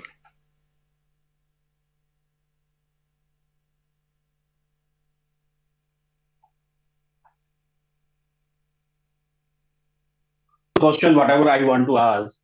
First question is, what is our future outlook on growth? Number one, how well we are geared up to tackle with upcoming recession in US and European market and adverse impact of foreign currencies. Second one is, what are our plans to achieve sustainable financial growth? And next point is return on earning targets for upcoming 3 to 5 years. That is what I just want to understand. And another one is how that question has already been answered, I think, how we are geared up for the technical disruption. So that with the Salil sir's good presentation, I got the answer well in advance. And last question is on going through the balance sheet and P&L. I was just wondering how this 84%, what is the reason for increase in travel expenses by 84%? And what is the reason for 60% increase in cost of software Y on Y? So that is what I found, that these two factors are major factors which has drawn down our profitability by 2%. although there is an increase in revenue from operation of 20%, but our profit PBT has dropped by 2%. I feel these are the two major causes: 84% increase in traveling expense and 60% increase in cost of software Y on Y. So I just want to have understanding what is the reason for that. Thank you. Thank you, sir. May I now request Mr. Srikanta. Sir, kindly go ahead and ask your question.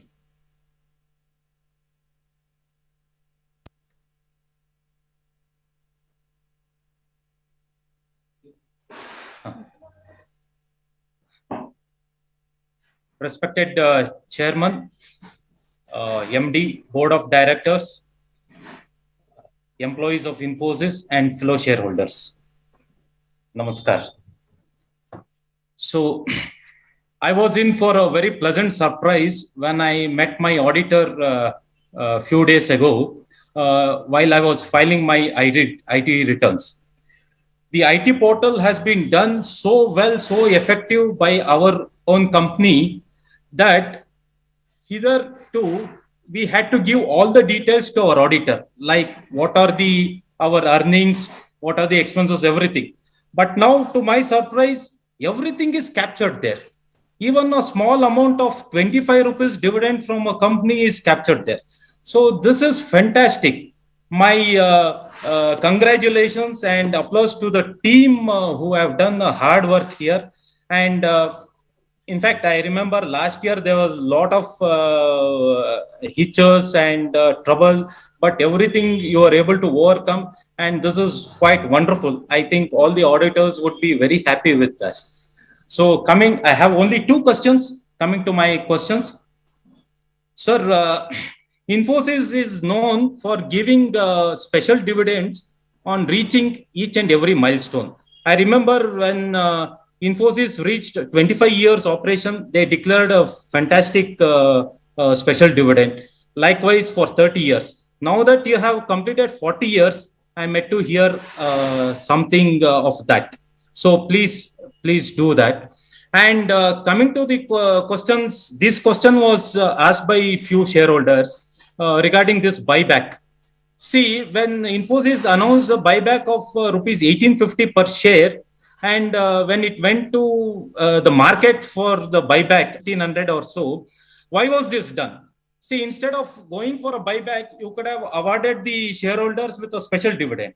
So these are my two questions. Thank you, sir. Namaste. Namaste, sir. Thank you. May I now request Mr. Bharatraj. Mr. Bharatraj, kindly go ahead and ask your question. Yeah, very good morning, good evening, Mr. Chairman, entire Board of Directors. I'm Bharatraj calling from Hyderabad. Sir, first of all, thanks Mr. Manikandan for arranging wonderful VC. Sir, first of all, I congratulate all the board, sir, for completing $15 billion company, sir. I'm very proud, sir, under the leadership of Mr. Sahel, doing wonderful, sir. Sir, you successfully completed 5 years, sir. I hope you recognize in the fiscal AGM, sir, you successfully completed 3 years marriage like a marriage contract. Now you completed 5 years, sir. Sir, I wish you that you should get retired in my company, sir. So, and advancedly, I'm telling that you should you should retire in my company. And under your leadership, Mr. Niranjan Roy doing wonderful performance and is taking care of the dividend payouts and everything. I know how pain it is for him to arrange all these funds, but he is very maturely and very intelligently handling the financials, sir. Thank you, Mr. Niranjan Roy. Sir, I thank my chairman, Mr. Nilkali, for giving 350 crores to the IIT, sir. Wonderful, sir. This is a beginning in Indian country, sir. I hope so many entrepreneurs will come and contribute something to the society, sir. Sir, regarding this dividend payout, sir, thank you very much, sir. When ex-CEO, Mr. Vishal Sikka came, he given 2 bonus. Mr. Parekh, I'm expecting something from you, sir. Sir, when can I expect bonus from you, sir?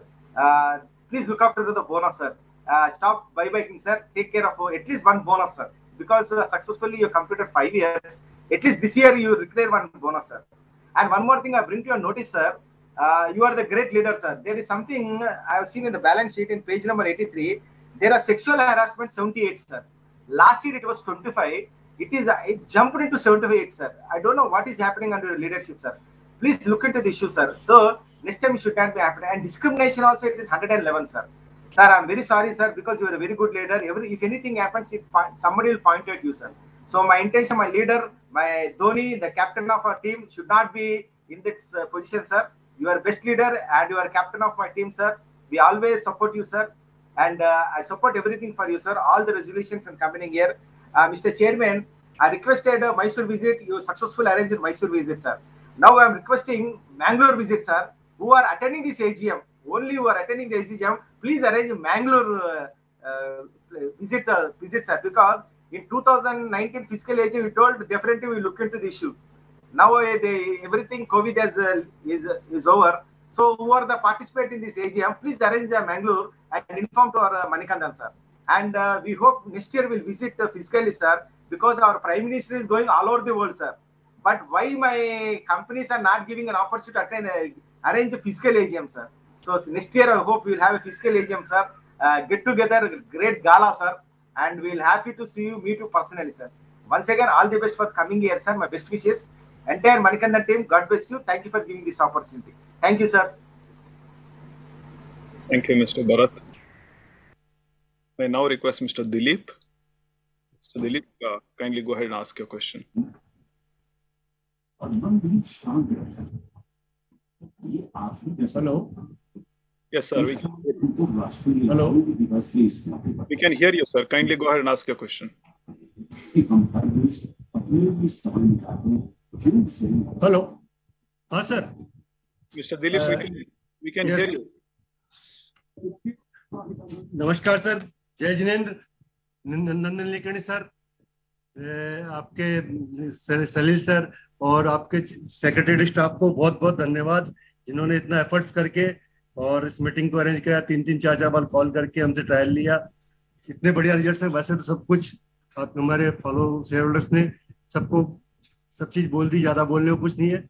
मैं जयपुर से pink city से बोल रहा हूँ और एक ही request थी आपसे कि साहब ये जो ओपन मार्केट से आपने जो शेयर होल्डर बायबैक की है उसकी जगह सर ये टेंडर शेयर होल्डर से क्यों नहीं किए जाते? ओपन मार्केट से मतलब जिस शेयर होल्डर ने, शेयर होल्डर तो ऑलरेडी लॉस में है और आप ओपन मार्केट से 1500 रुपए के भाव में 1800 रुपए का शेयर खरीद रहे हैं, तो सर ये तो एक बहुत मतलब एक शेयर होल्डर्स के साथ में गलती है देखा जाए तो। बाकी तो सर आप जो डिसीजन आप लोगों ने लिया है कुछ सोच के लिया होगा, लेकिन थोड़ा सा माइनॉरिटी शेयर होल्डर्स का भी ध्यान रखना चाहिए। बाकी सबको बहुत बहुत धन्यवाद मेरे को इस अपॉर्चुनिटी के लिए। Thank you sir. Thank you, Mr. Dilip. May I now request the next shareholder, Abhirup Nandi.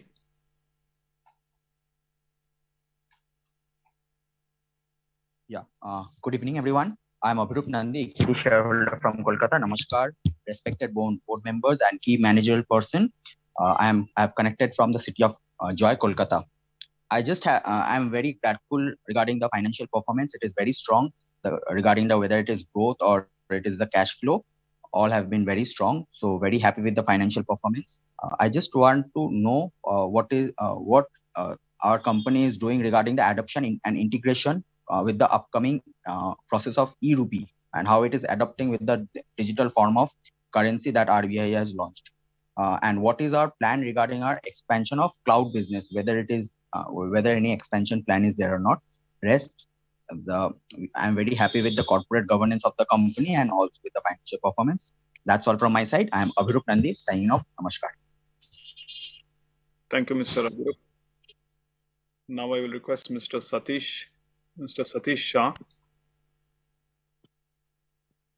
Mr. Satish Shah, if you can kindly go ahead and ask your question.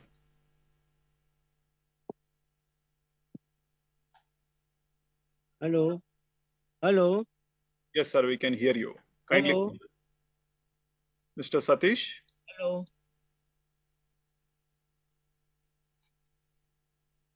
Mr. Satish, are you there? Hello. Hello. I think we have a difficulty to hear Mr. Satish. Now may I request Mr. Suman Agarwal. Suman Agarwal, can you kindly go ahead and ask your question?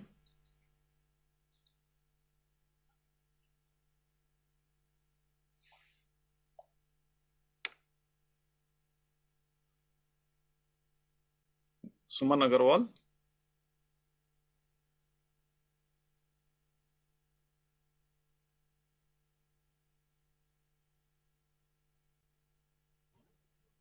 Suman Agarwal. Yeah. Can you hear me now? Yes, I can hear you. Kindly go ahead, madam. Yeah. A very good evening, Chairman, sir, and all the board members present. I am Suman Agarwal, member of Millennium MAMS, joining from Kolkata and a proud shareholder of our company. Sir, I would like to understand how the company is going to grow in the next 5 years. Will it be through inorganic growth, new verticals, or the existing verticals? So please share your views. Thank you. Thank you, madam. May I now request Mr. Satish. Satish, if you have joined back, kindly go ahead and ask your question.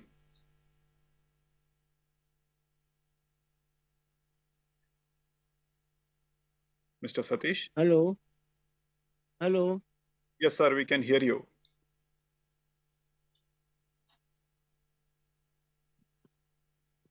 Mr. Satish? Hello. Hello. Sir, we are able to hear you. Hello. Can you kindly go ahead and ask your question? Hello आवाज आ रही थी आपको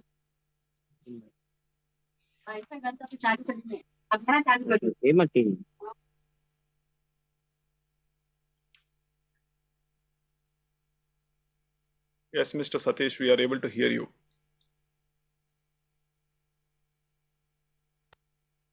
hello hello Hello. Hello hello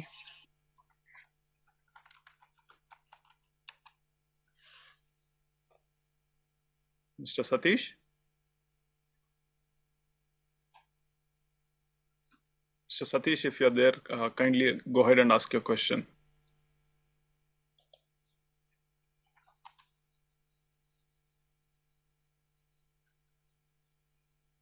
I think Mr. Satish has some issue from his end.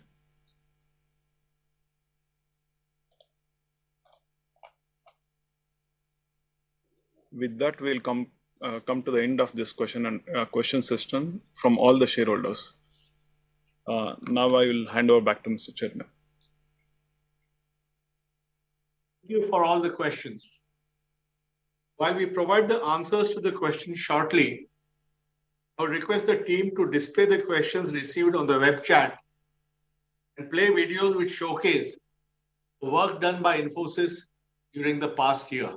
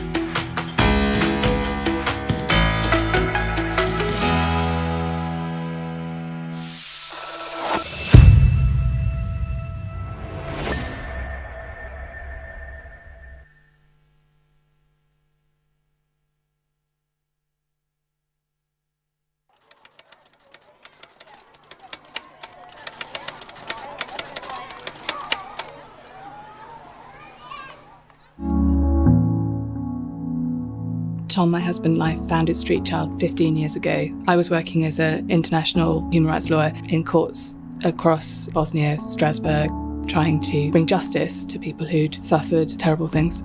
Street Child works for a world where every child can be safe in school and learning. We believe that if you can read and write and add up and take away, then you really have a chance in the world. We have a mission to serve as many children as possible, and in order to do that, we need to be able to reach new audiences. We need supportive philanthropists. We need to work with governments. We need partnerships with corporations. Liberty Global is a owner and operator of best-in-class fixed mobile conversion champions. We participate in pretty much every aspect of Street Child's fundraising, operations, project support. What we really wanted to do is help Street Child move forward and really present a digital presence that is more in line with the mission. And in the case of this particular program, Infosys became super important technology partner. Infosys work across a variety of areas in technology to help Liberty Global to be a leading connectivity and entertainment provider. There was a common purpose between both companies to create a deep social impact. We both felt that we could take advantage of Infosys' focus on technology and help Street Childs to improve their reach in providing children access to education. Infosys began to help us about 18 months ago by redesigning our website, and we needed a website that was going to keep up with our rapid growth. We started just work with 100 children in Sierra Leone, which was the poorest country in the world at the time. It was just coming out of a horrible war. We now work in over 20 countries across South Asia, Africa, Ukraine, and most recently we're helping in the Syria-Turkey earthquake. We helped with Street Child in building the digital presence, in creating user journeys for the donors, as well as to also track how the donations are being used across the variety of projects. I grew up in Mexico and I had the benefit of education very early on in my life, and I would love to see every child to get the opportunities that I got. There is a moral obligation on us to reach as many children as we can to enable them to have an education. Tech is going to be a huge part of that.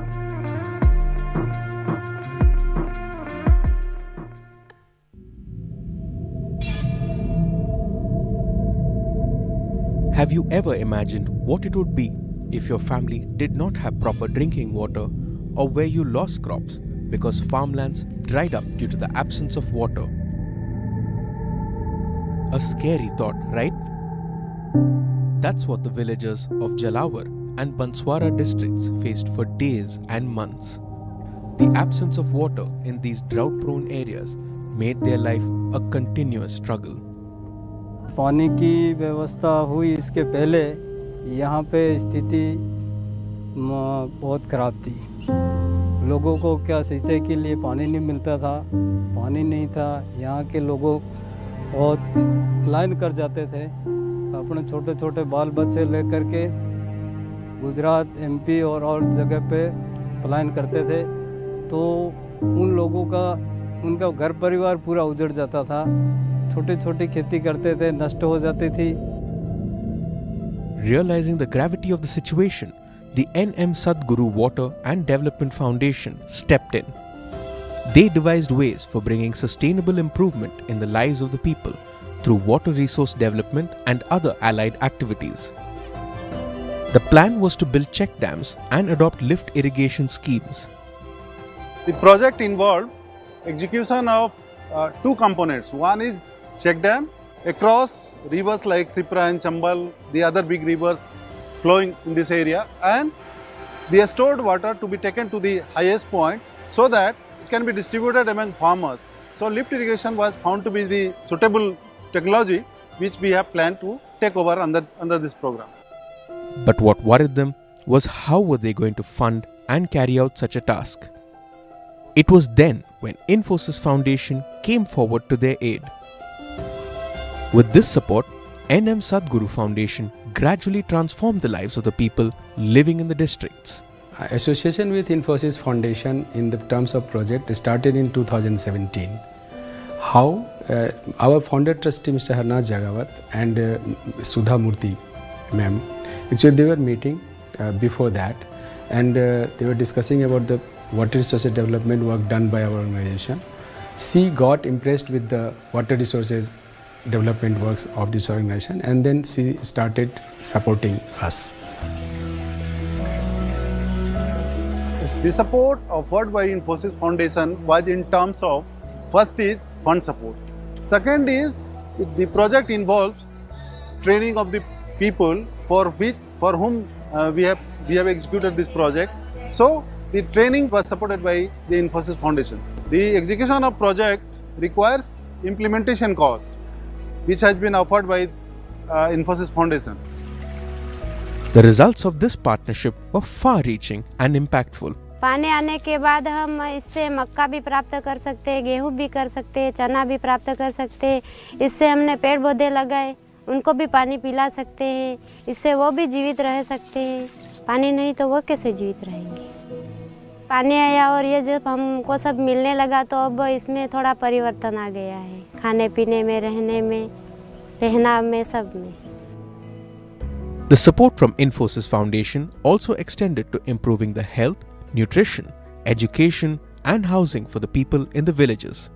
Actually, the support offered by Infosys Foundation was really beneficial for the people. People are able to now, live their quality life in terms of better agriculture, enhanced family income. So, in 1 year, in one financial year, Infosys Foundation has supported. So, in 1 year, in one financial year, Infosys Foundation has supported around more than 20 projects, which has benefited more than 1,000 households in say 10 or 12 villages. Today, life for the people in Jalawar and Banswara is much better, with reduced migration and improved socio-economic conditions and natural environment. Water is very, very essential even for agriculture. There are some few organizations where they work on water management. One of them was Sadhguru Water Foundation. Sadhguru Foundation does excellent work in water management, preserving the water from the source, distribution, etc. I really congratulate Sadhguru Foundation.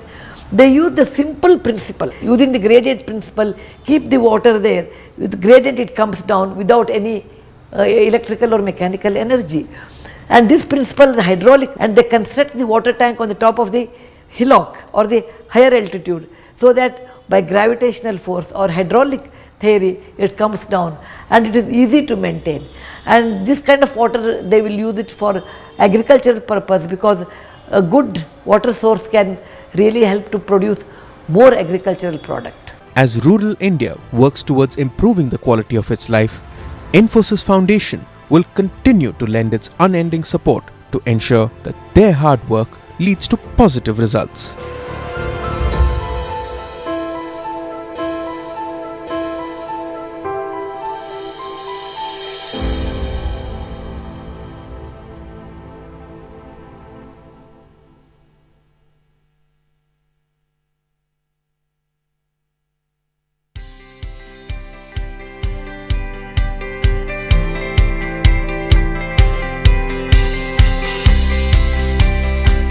Around the world, every enterprise is moving to the cloud. But how do you accelerate your cloud transformation and harness its power for business resilience? With Infosys Cobalt, the possibilities are endless. Hold on, I've got a question. What exactly is Cobalt? That's a great question. Infosys Cobalt is a set of services, solutions, and platforms that acts as a force multiplier for cloud-powered transformation, helping businesses redesign the enterprise from the core. Okay, so is Cobalt a platform or a solution? Well, Infosys Cobalt is not one thing or the other. It's a bit of both, and then some. Cobalt is everything you need to speed up your cloud journey, discover new cloud-based business models, and move your business from cloud chaos to clarity with innovation, speed to market, and security. Scale up innovation by leveraging our cloud community and a rich catalog of over 35,000 cloud assets. Accelerate your speed to market with over 300 industry-specific blueprints available off the shelf and easily customizable. Secure your globally dispersed enterprise with Infosys Cobalt. Every cloud solution comes baked with regulatory, financial, and security compliance. That sounds great in theory. How about some real-world examples? Glad you asked. For instance, we're helping large FMCG firms transform the way they look at data on the cloud. Infosys brought the special sauce to help a consumer goods conglomerate create a global condiment data hub. We partnered with a global retail chain to reimagine the retail experience with the power of the cloud. Infosys Cobalt helped to unlock and monetize all the data that was trapped in legacy systems. Cloud is driving the future of financial services as well. Infosys Cobalt has empowered a leading global bank with transformational tools that turned it into a better performing bank. And when a global powerhouse in wind energy wanted to scale globally with a merger, we helped to seamlessly unify their post-merger IT infrastructure. Infosys Cobalt took tennis to the cloud by changing the game at the French Open with artificial intelligence, 3D, and cloud-first solutions. Wow, that sounds like game, set, and match. Yes, and we can discover new cloud-based business models, integrate AI, deliver and scale new customer and employee experiences, and a whole lot more. Well, we could go on, but we'd rather do the listening. So talk to us. How can we help your enterprise leverage the power of the cloud? Let's team up and navigate from cloud chaos to clarity.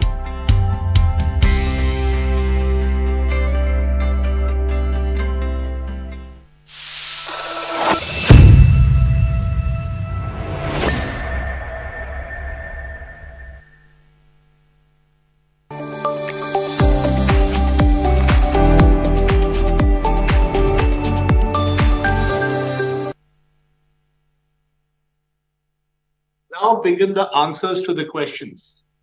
In this round, we are answering the questions that were raised in the web chat.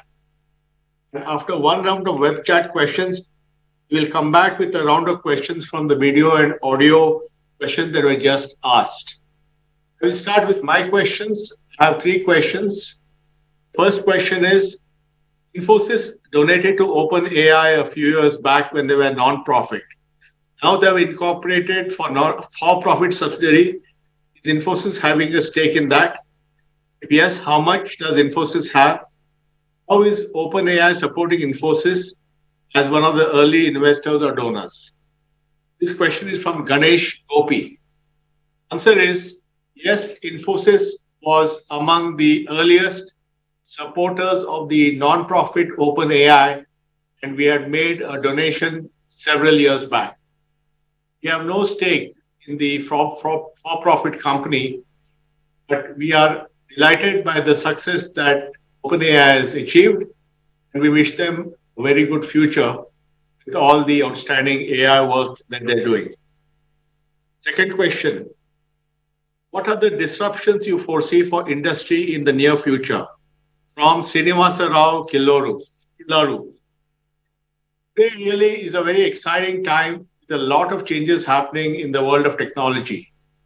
Over the last decade, we had first the whole migration to a digital way of doing things using smartphones and so on. And then following that, we had the big wave of cloud and cloud migration where Infosys plays with products like Cobalt. And recently, of course, there's the whole interest in AI and generative AI. Infosys is well placed there with Topaz. So all these changes are happening all at the same time. And we expect that in the next few years, all our global customers will have to fundamentally do a lot of changes in their technology and architecture to leverage this. They will have to do things, become more efficient and more cost effective. At the same time, they'll have to leverage all this, create transformation, and create better business and better consumer experience. We're also at the beginning of many other mega trends.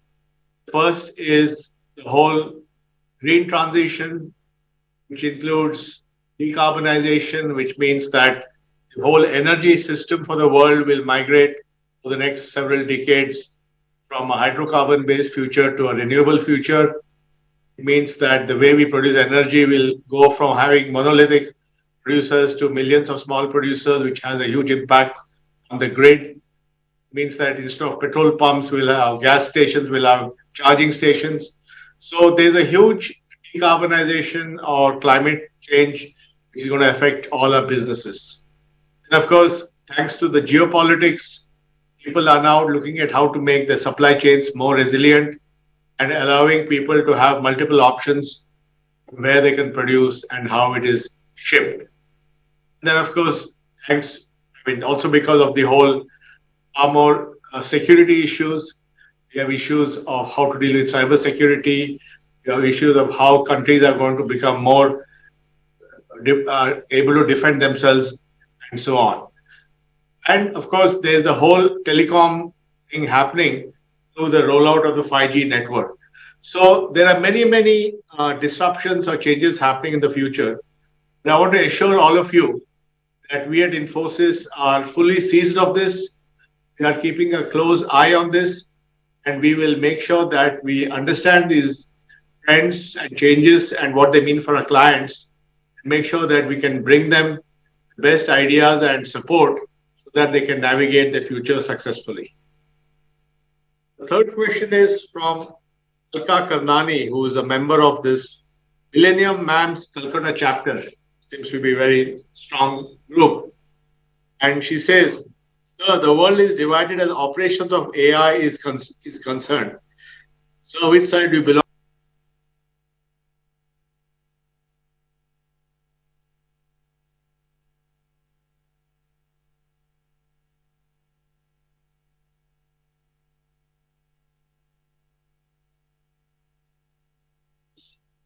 And deep fakes, which will affect our elections and our politics.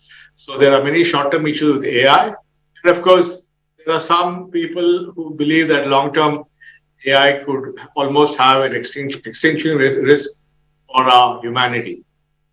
We at Infosys believe that AI has many possible powerful use cases, and therefore we will use AI using our Topaz infrastructure and our AI-first thinking to bring about transformation of our clients.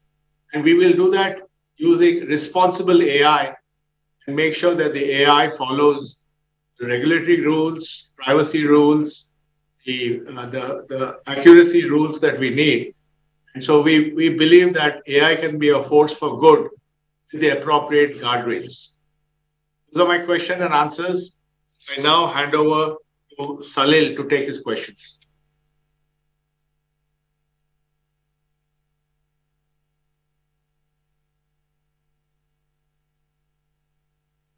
Thanks, Nandan. Now to the questions that we have received from the web chat. I have a few that I will go through. The first from Mr. Vipul Kumar Shah. Will generative AI result in loss of jobs for coders, or will it increase productivity? And what will be the impact on the profit of the company? Generative AI has a huge potential for impact with our clients. We see a lot of different projects that are already coming into the work that we're doing. We are working with both generative AI platforms, large language models, which are open source, and we are working with generative AI with different companies have put forward. We see productivity improvements depending on different areas that could range from 10% to 30%. We also see a huge level of new type of work. For example, generative AI leveraging within companies large areas of information, which are then sourced through for better usage, that data being used more precisely for their purposes. We see that in vision, we see that in software development in various areas. So our view is most times when new technologies are coming, that they have an impact which changes how clients look at new technologies, and that expands the type of work that those new technologies are providing within clients. And there's also the need to, of course, look at technologies over the past generations and making sure that they are integrated in. So overall, we see an exciting future that is unleashed by generative AI.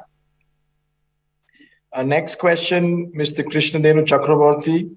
What will be Infosys' view on future complete remote office or metaverse or similar platform? Here, we have really built a flexible approach to how our employees are working. Over the last several months and quarters, we've seen a steady increase in employees that are starting to come back into the office. We also see there are office locations in newer areas that we've set up, for example, in Vizag, for example, in Navi Mumbai, where we are seeing more and more employees starting to come into these offices. We believe over time there will be more need for social connect and social capital. There are several clients who are requesting that the teams be working on campus for their projects, and that is happening. And this is going on all around the world and within India for our employees. The next question from Mr. Munneet Rama Raghavendra. Where do we see Infosys in the next 5 years across different sectors and the impact of AI into those sectors? Earlier, what I shared on generative AI and Topaz, Topaz really has become the platform, the foundation on which all of our AI and generative AI work is being done. We have tremendous level of large templates, use cases, and real client examples beyond generative AI on AI as well. Each of these are impacting different industries in different ways. We see, for example, financial services industries are leveraging AI in a fast way to rework what their internal approach to data and information is looking like. We see a different approach coming in telecom. We see a different approach coming in utilities. And overall, we see the industries are all getting impacted in a way that will leverage more and more of AI, which is supporting data analytics, machine learning, and overall generative AI into the future. Our next question from Mr. Sajid Challapan. What is the long-term strategy for work for home policy for India-based employees? Again, building on the previous point, our focus so far has been to make sure that we have a flexible approach for our employees. And we've seen a tremendous positive reception from the employees all around India on this. We are making sure that the employees have the ability to work from home or work hybrid. In some cases where clients are requiring it, we have employees and teams that are working within the campus. On a long-term basis, we see a mix of way people will work, where there will be a need for increased social capital to connect with people, to work with teams, to do new work jointly, for mentoring, for coaching of individuals. And we see the flexibility that will enable more and more employees to be part of the work system.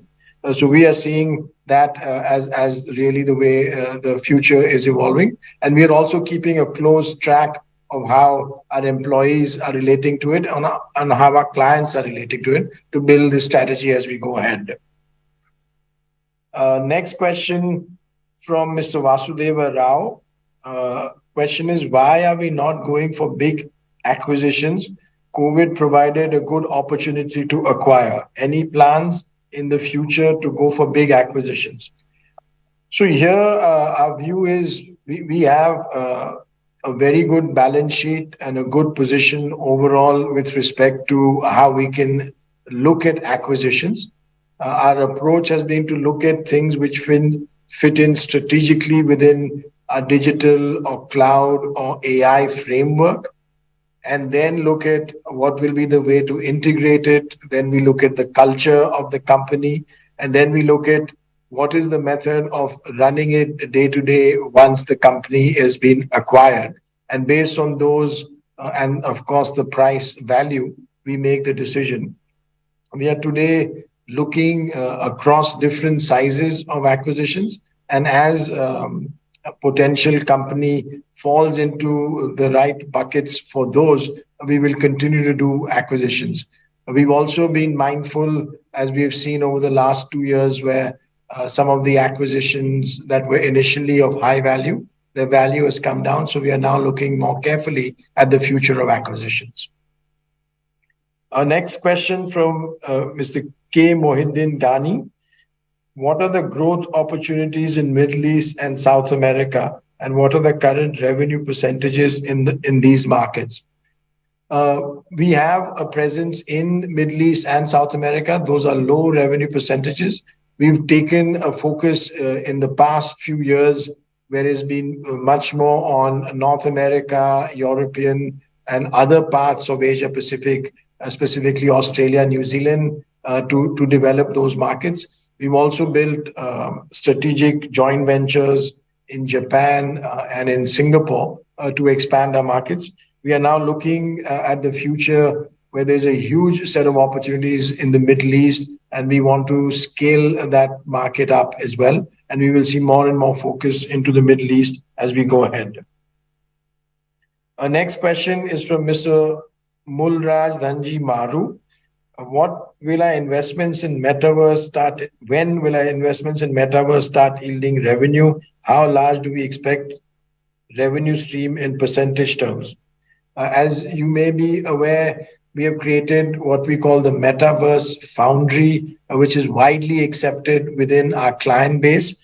Today, we are seeing more and more use cases and interest in that. However, it is at an early stage today of development, and we see over time more and more interest in this. Our next question is from Mr. Ramesh Babu Satrasala. The question is, because of the slowdown in the economy for software and export, how is the impact on profit and fresh hires in the coming quarters? So here the overall demand environment, as was discussed earlier, is changed with the global economy slowing down and the GDP rate slowing down. We see now more attention of clients moving from digital and cloud transformation to cost efficiency and automation. And we are fortunate that even in the consolidation area, we have a lot of opportunities that are coming in.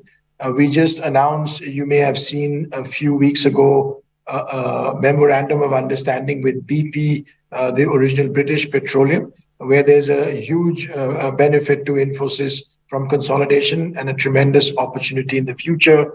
We've also announced jointly with our client just a couple of days ago, a very large transformation and efficiency program in the Denmark market with Danske Bank. These are the sorts of opportunities we see coming about, and therefore we see our focus into those areas will continue to give us benefits. Those are the questions I had. I now pass it on to Nilanjan. Thanks, Salil. The first question I have is, why are our margins dropping when most of our competition is doing fairly well? Is large deals eating the margins? What is the strategy to maintain good margins while having good growth? And this is a question from Jagirdar Hanumesh Vasudev Rao. So in FY23, as you're aware, we had margin impacts from salary increases. We had some costs coming back like travel. Our utilizations dipped. Also, large deals which were struck in prior years, we had the initial impact of that. But as you know, that our aspiration continues to be to give robust and strong growth and robust and strong margins. So we are working on the margin side, continuing to look at levers like automation, looking at pyramid optimization, on-site offshore mix. And from the growth side, as you all aware, we have delivered industry-leading growth over the last few years, and we continue to aspire towards that. The next question is, how many MSME vendors were engaged during the financial year, and what is the transaction value of business with such MSME vendors? Is there any delay in payment to such vendors in FY22-23? If so, what is the value? This is a question from N. Nachappan. As on March 31st, 23, the outstanding value of dues to MSMEs was rupees 97 crores, and the value of payment made after the due date along with interest thereon during the year was rupees 33 crores. The third question is, how prepared is the company to hedge the risk of dollar depreciation? As you all know that we have a very strong natural hedge in many markets which we operate in. The revenue and the costs are matched, so you have salaries in the local currency as well as the revenue. And whatever market risk is remaining, we hedge that through a very robust treasury policy, which is governed by the audit committee. And you've seen the impact of that over the last few years, which we have reduced the volatility of the forex line tremendously due to this policy. With that, I pass on to Manikanta. Thank you, Nilanjan. I had a few questions from the web chat. There were two shareholders who are asking of how to view the statutory registers. The questions are from Ms. Supriya and Pankaj Gupta. Shareholders may note that all the information of the company is actually available on the website of the company. So therefore, I request all the shareholders to look into the website of the company and also the stock exchange website for information dissemination. And there are registers which are also filed with the Ministry of Corporate Affairs. So shareholders can actually take the information from those publicly available information. In spite of that, if there are any specific question or information which is required, you can refer or you can send a query to investors@infosys.com and we will answer that suitably. There was a next question from Sujata Kiran. The question is, what is the assurance from the company side against any allegation which may bring down the share price of the company, such as insider trading and all that? The answer is, our robust policy framework always ensures compliance with applicable rules and regulations. We have also updated our compliance frameworks in response to the requirements of regulator and remain proactively engaged with them. Our robust whistleblower policy and program also ensures that any allegation is investigated in an objective manner. This framework serves to the interest of all the stakeholders. Those were the questions which was directed at me. With that, I'll hand over to Mr. Chairman. Thank you, Mani. And now we'll come to the second round of questions. These are the questions that were asked in the video conference, and we will answer them in the same order. I had two questions. First question is, a ratio of female directors is only 12% against 40% at employee level.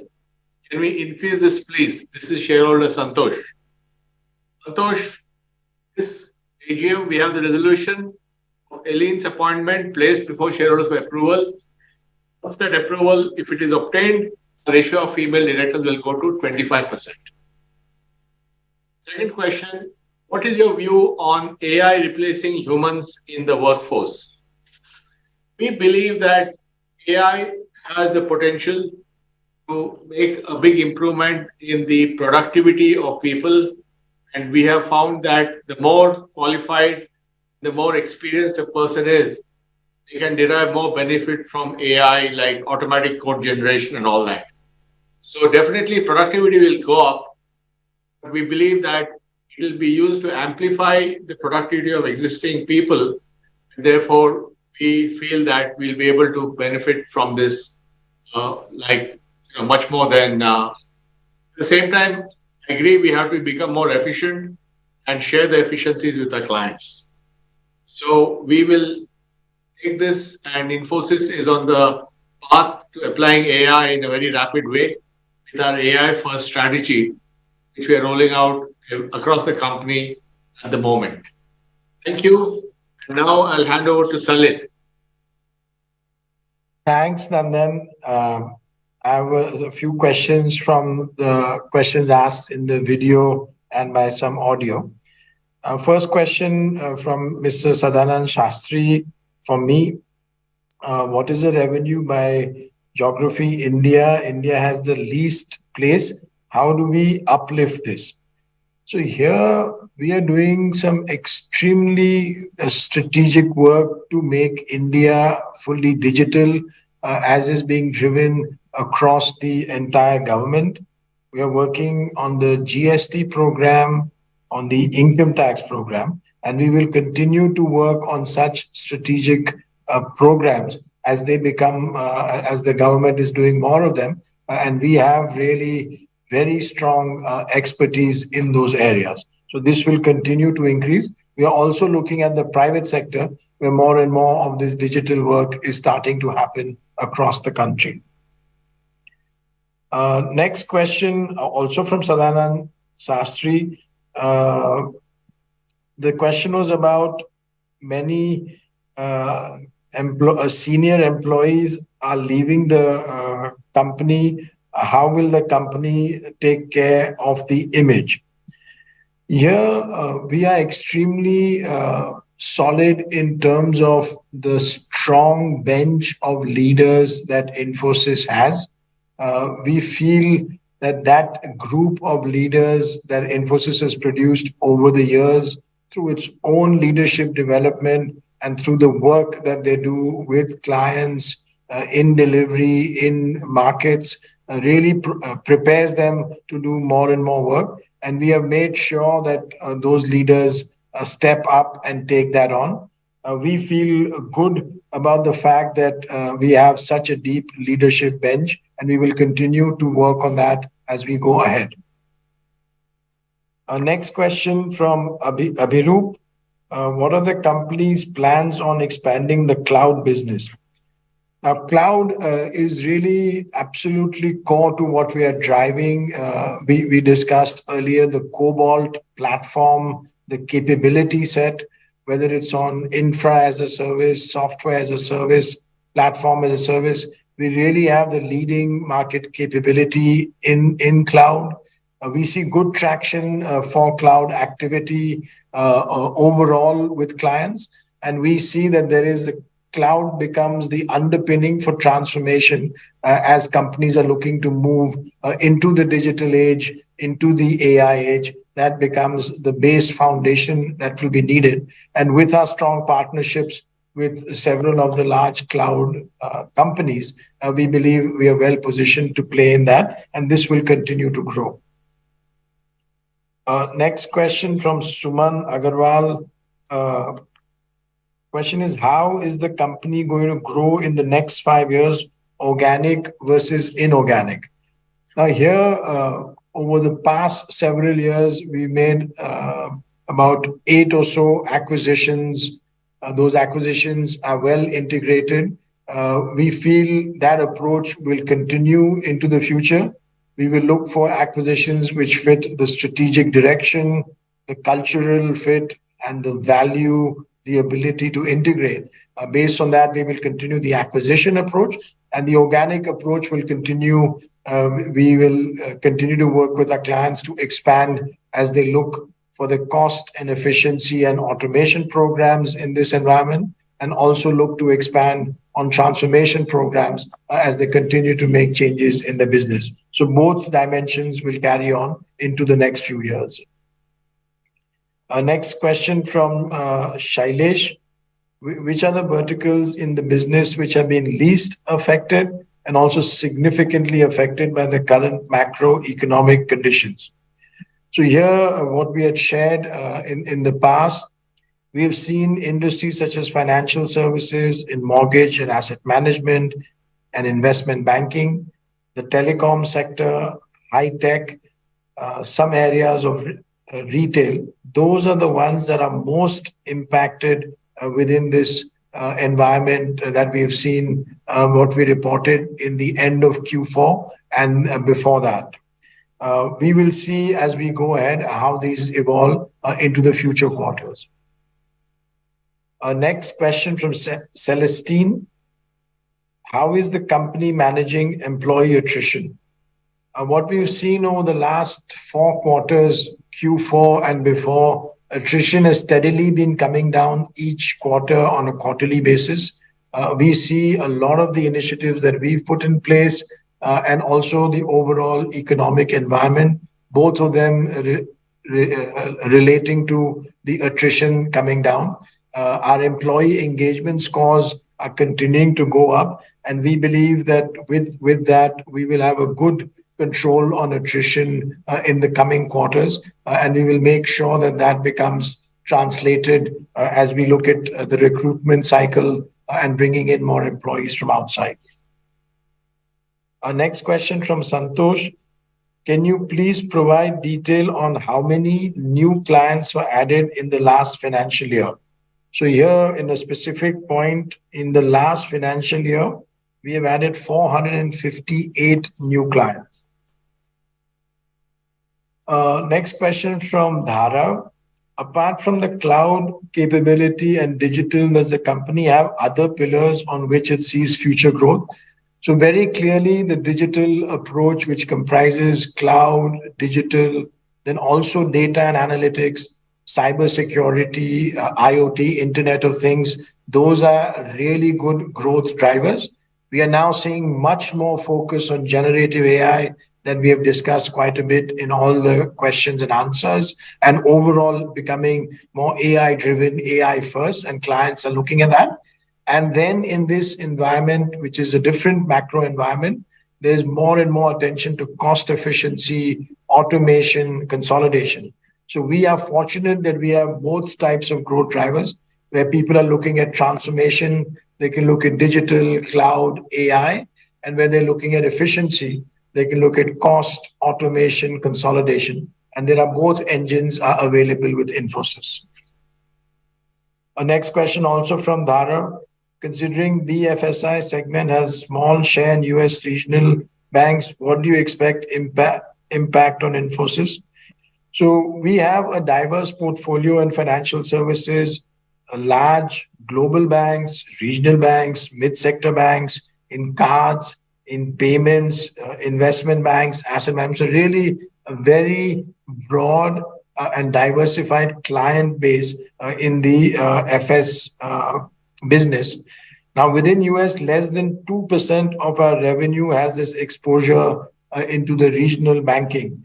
And there we are therefore comfortable that that exposure is not going to, because it's less than 2%, not going to impact us in an overall scale of the business.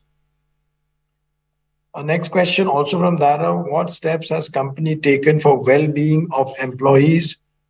So here, Infosys over the years has been extremely focused on well-being of employees. We have internally programs, for example, on health assessment and lifestyle enrichment.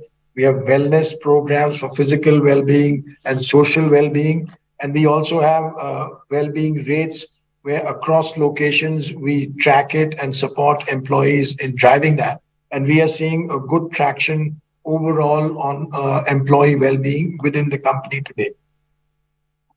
Next question from Reddappa. A strong growth in digital with decline in core. How does management have a plan to have growth both in digital core? What we saw last financial year in some quarters, we actually saw good growth in core and digital. And now in this environment, as we see more and more focus on cost efficiency, automation, consolidation, we'll see more and more attention to core services. But keeping in mind the overall macro condition, we will balance and make sure our focus on digital transformation and on core services remains strong. Next question from Shrenik Mehta. Please provide company strategy on both organic and inorganic. So here, similar to the point we discussed earlier, we have an approach to both organic and inorganic. In acquisitions, we have a focus on what will fit strategically and culturally and in terms of value and integration. And on organic growth, we have a lot of focus on the areas we've discussed on cloud, on digital, on AI first, and on cost and efficiency in this environment. Next question from Sri Rama Vinoda. How is the company investing in employees for reskilling and upskilling? So there, we've always had, over the last several years, a strong focus on skilling. We have a Mysore campus where we have in-person training for all of our new employees. Over the last few years, we put in place the Lex capability, which allows online training through mobiles for all our employees. And we measure reskilling by each of our different departments to make sure that employees have the opportunity of reskilling, and then the projects that come that become available to employees to drive through that reskilling. We are tracking internally something called a digital quotient that allows us to measure what is the change in the type of skills every employee has, and that allows them to then become more and more relevant for the new types of work our clients are doing. Next question from Alex. What is the plan of the company in internally using AI for increasing productivity and quality? So there, what we discussed on generative AI is applicable both with our clients, but also within the company where we are leveraging large language models, both on the open source and dedicated generative AI platforms to improve our productivity in software development. We've already seen places where that improvement is visible within our teams. We're also taking our own software development modules and approaches, especially in our product business, and putting them through the large language model to enhance productivity. And we will start to see the impact of this as we go through the next few quarters and years to make the benefit available internally to our productivity. Those are the questions I had. With that, I'll pass it on to Nilanjan.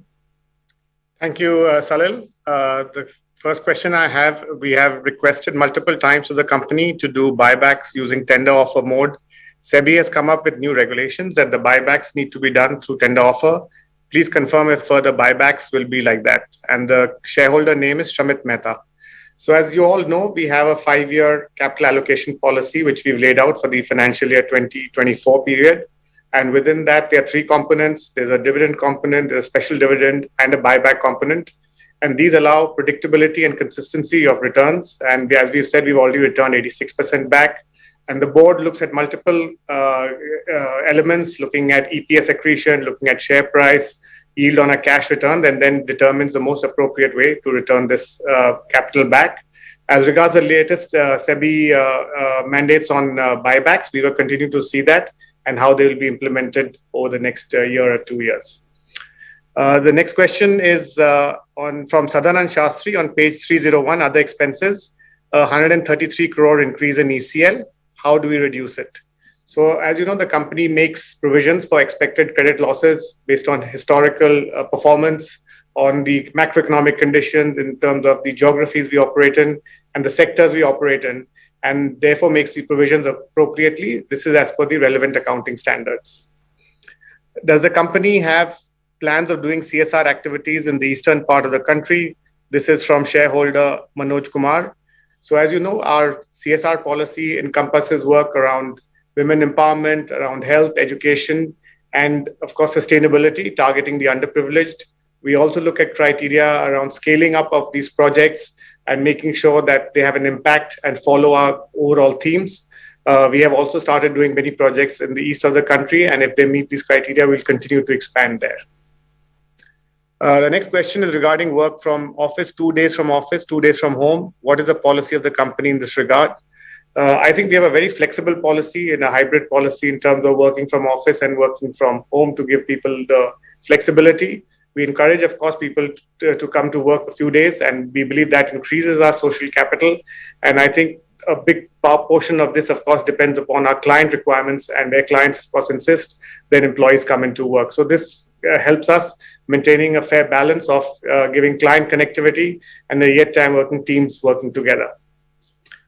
Infosys margins may remain subdued in the next 2-3 years. What are the levers available to improve this? Redappa. So as you know, we've given our guidance for financial year 24, and of course, we don't give a guidance beyond that. But like I explained earlier in one question, we have multiple levers for us to aspire to get higher margins and robust margins. We've talked about the pyramid, we've talked about on-site offshore mix, automation remains a big element, pricing, and these are the levers like subcon, etc., will help us to continue to look at improving margins. Next question is whether the company is listed on any global ESG forum or platform. And this is from shareholder Celestine. Yes, as you had already mentioned, we have, of course, got recognized in rankings in India as well.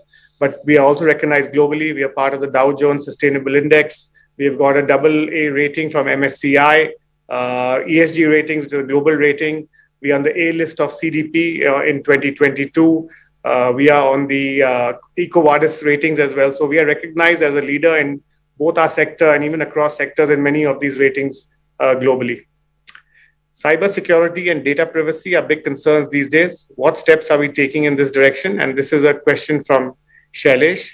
So on cybersecurity at Infosys, it's managed through multi-layered controls with defense in-depth approach, starting from cybersecurity strategy, policies, processes. We got multiple certifications from ISO 27001, and also we've been attested by SSAE, which is an independent audit firm.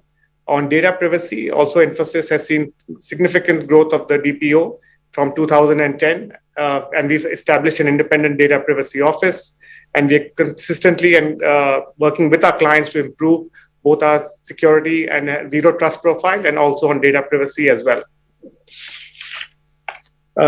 Next question is, can the company provide the initiatives it has taken on sustainability and climate change? As you can see from our ESG book, which is on our website, we have an encompassing goal across all the three pillars of ES and G. On environment, we are looking holistically at climate change, at waste, and for water, and we have aggressive goals for all of them.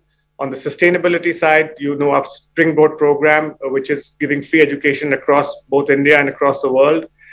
We have digital skilling as another initiative which we are taking up. Women in workforce, 39.4%, one of the highest in the sector across the world, across many of our peers as well. On the G side, we're working on improving governance. We've got the Ethisphere Award for the most ethical company 3 years in a row. We're continuing to work on our supply chain ESG and auditing many of our supply chain partners to make sure that their ESG elements are also built into what we are consuming. And these are the initiatives we have taken, and we are laying out our goals every year and reporting against that in our ESG data book. Next question is, how are we geared up to handle recession in the US and Western countries? And this is from Manoj. Yes, as you've heard both from Salil, there has been across the macro environment slowdown, and this is reflected in our growth guidance for FY24. We have a very healthy pipeline. Our pivot towards cost takeout for our clients in this environment becomes very critical, and therefore some of the deals you have been seeing winning are based on these. This helps our clients to reduce costs through automation, through improved offshoring, digitization, and therefore makes us as IT services company a very important part of their overall business environment. And our end-to-end offerings, including digital transformation, help our clients to take out cost as well as help them in their longer-term transformation exercise. Next question is, what is the reason for increase in travel expenses and software expenses?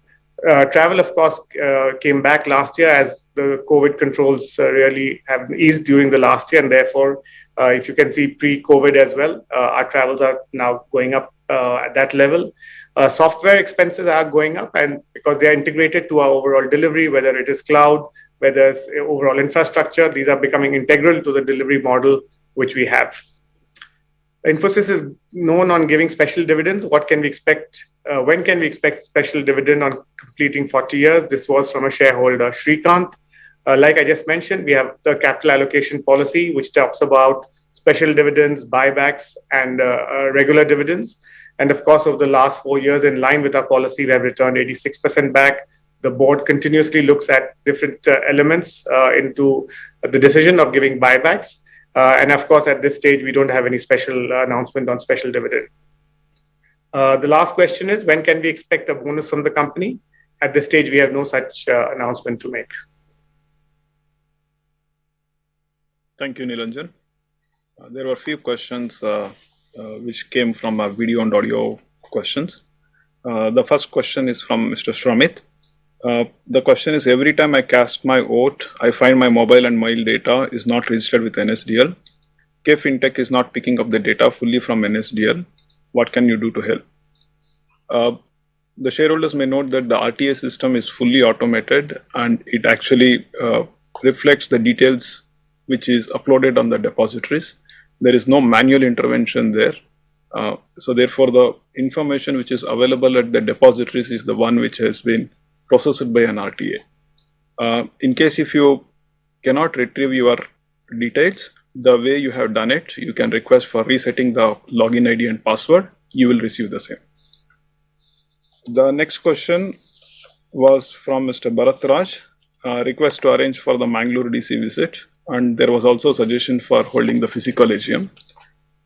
We were privileged to hold the shareholders in our Mysore campus a few years back. As we return to the normalcy, we will look into the request and reward appropriately in the future. And with request to the physical meeting, I think as you know, virtual meetings give shareholders access from across the globe. In fact, a few shareholders had suggested that the meeting should be conducted virtual.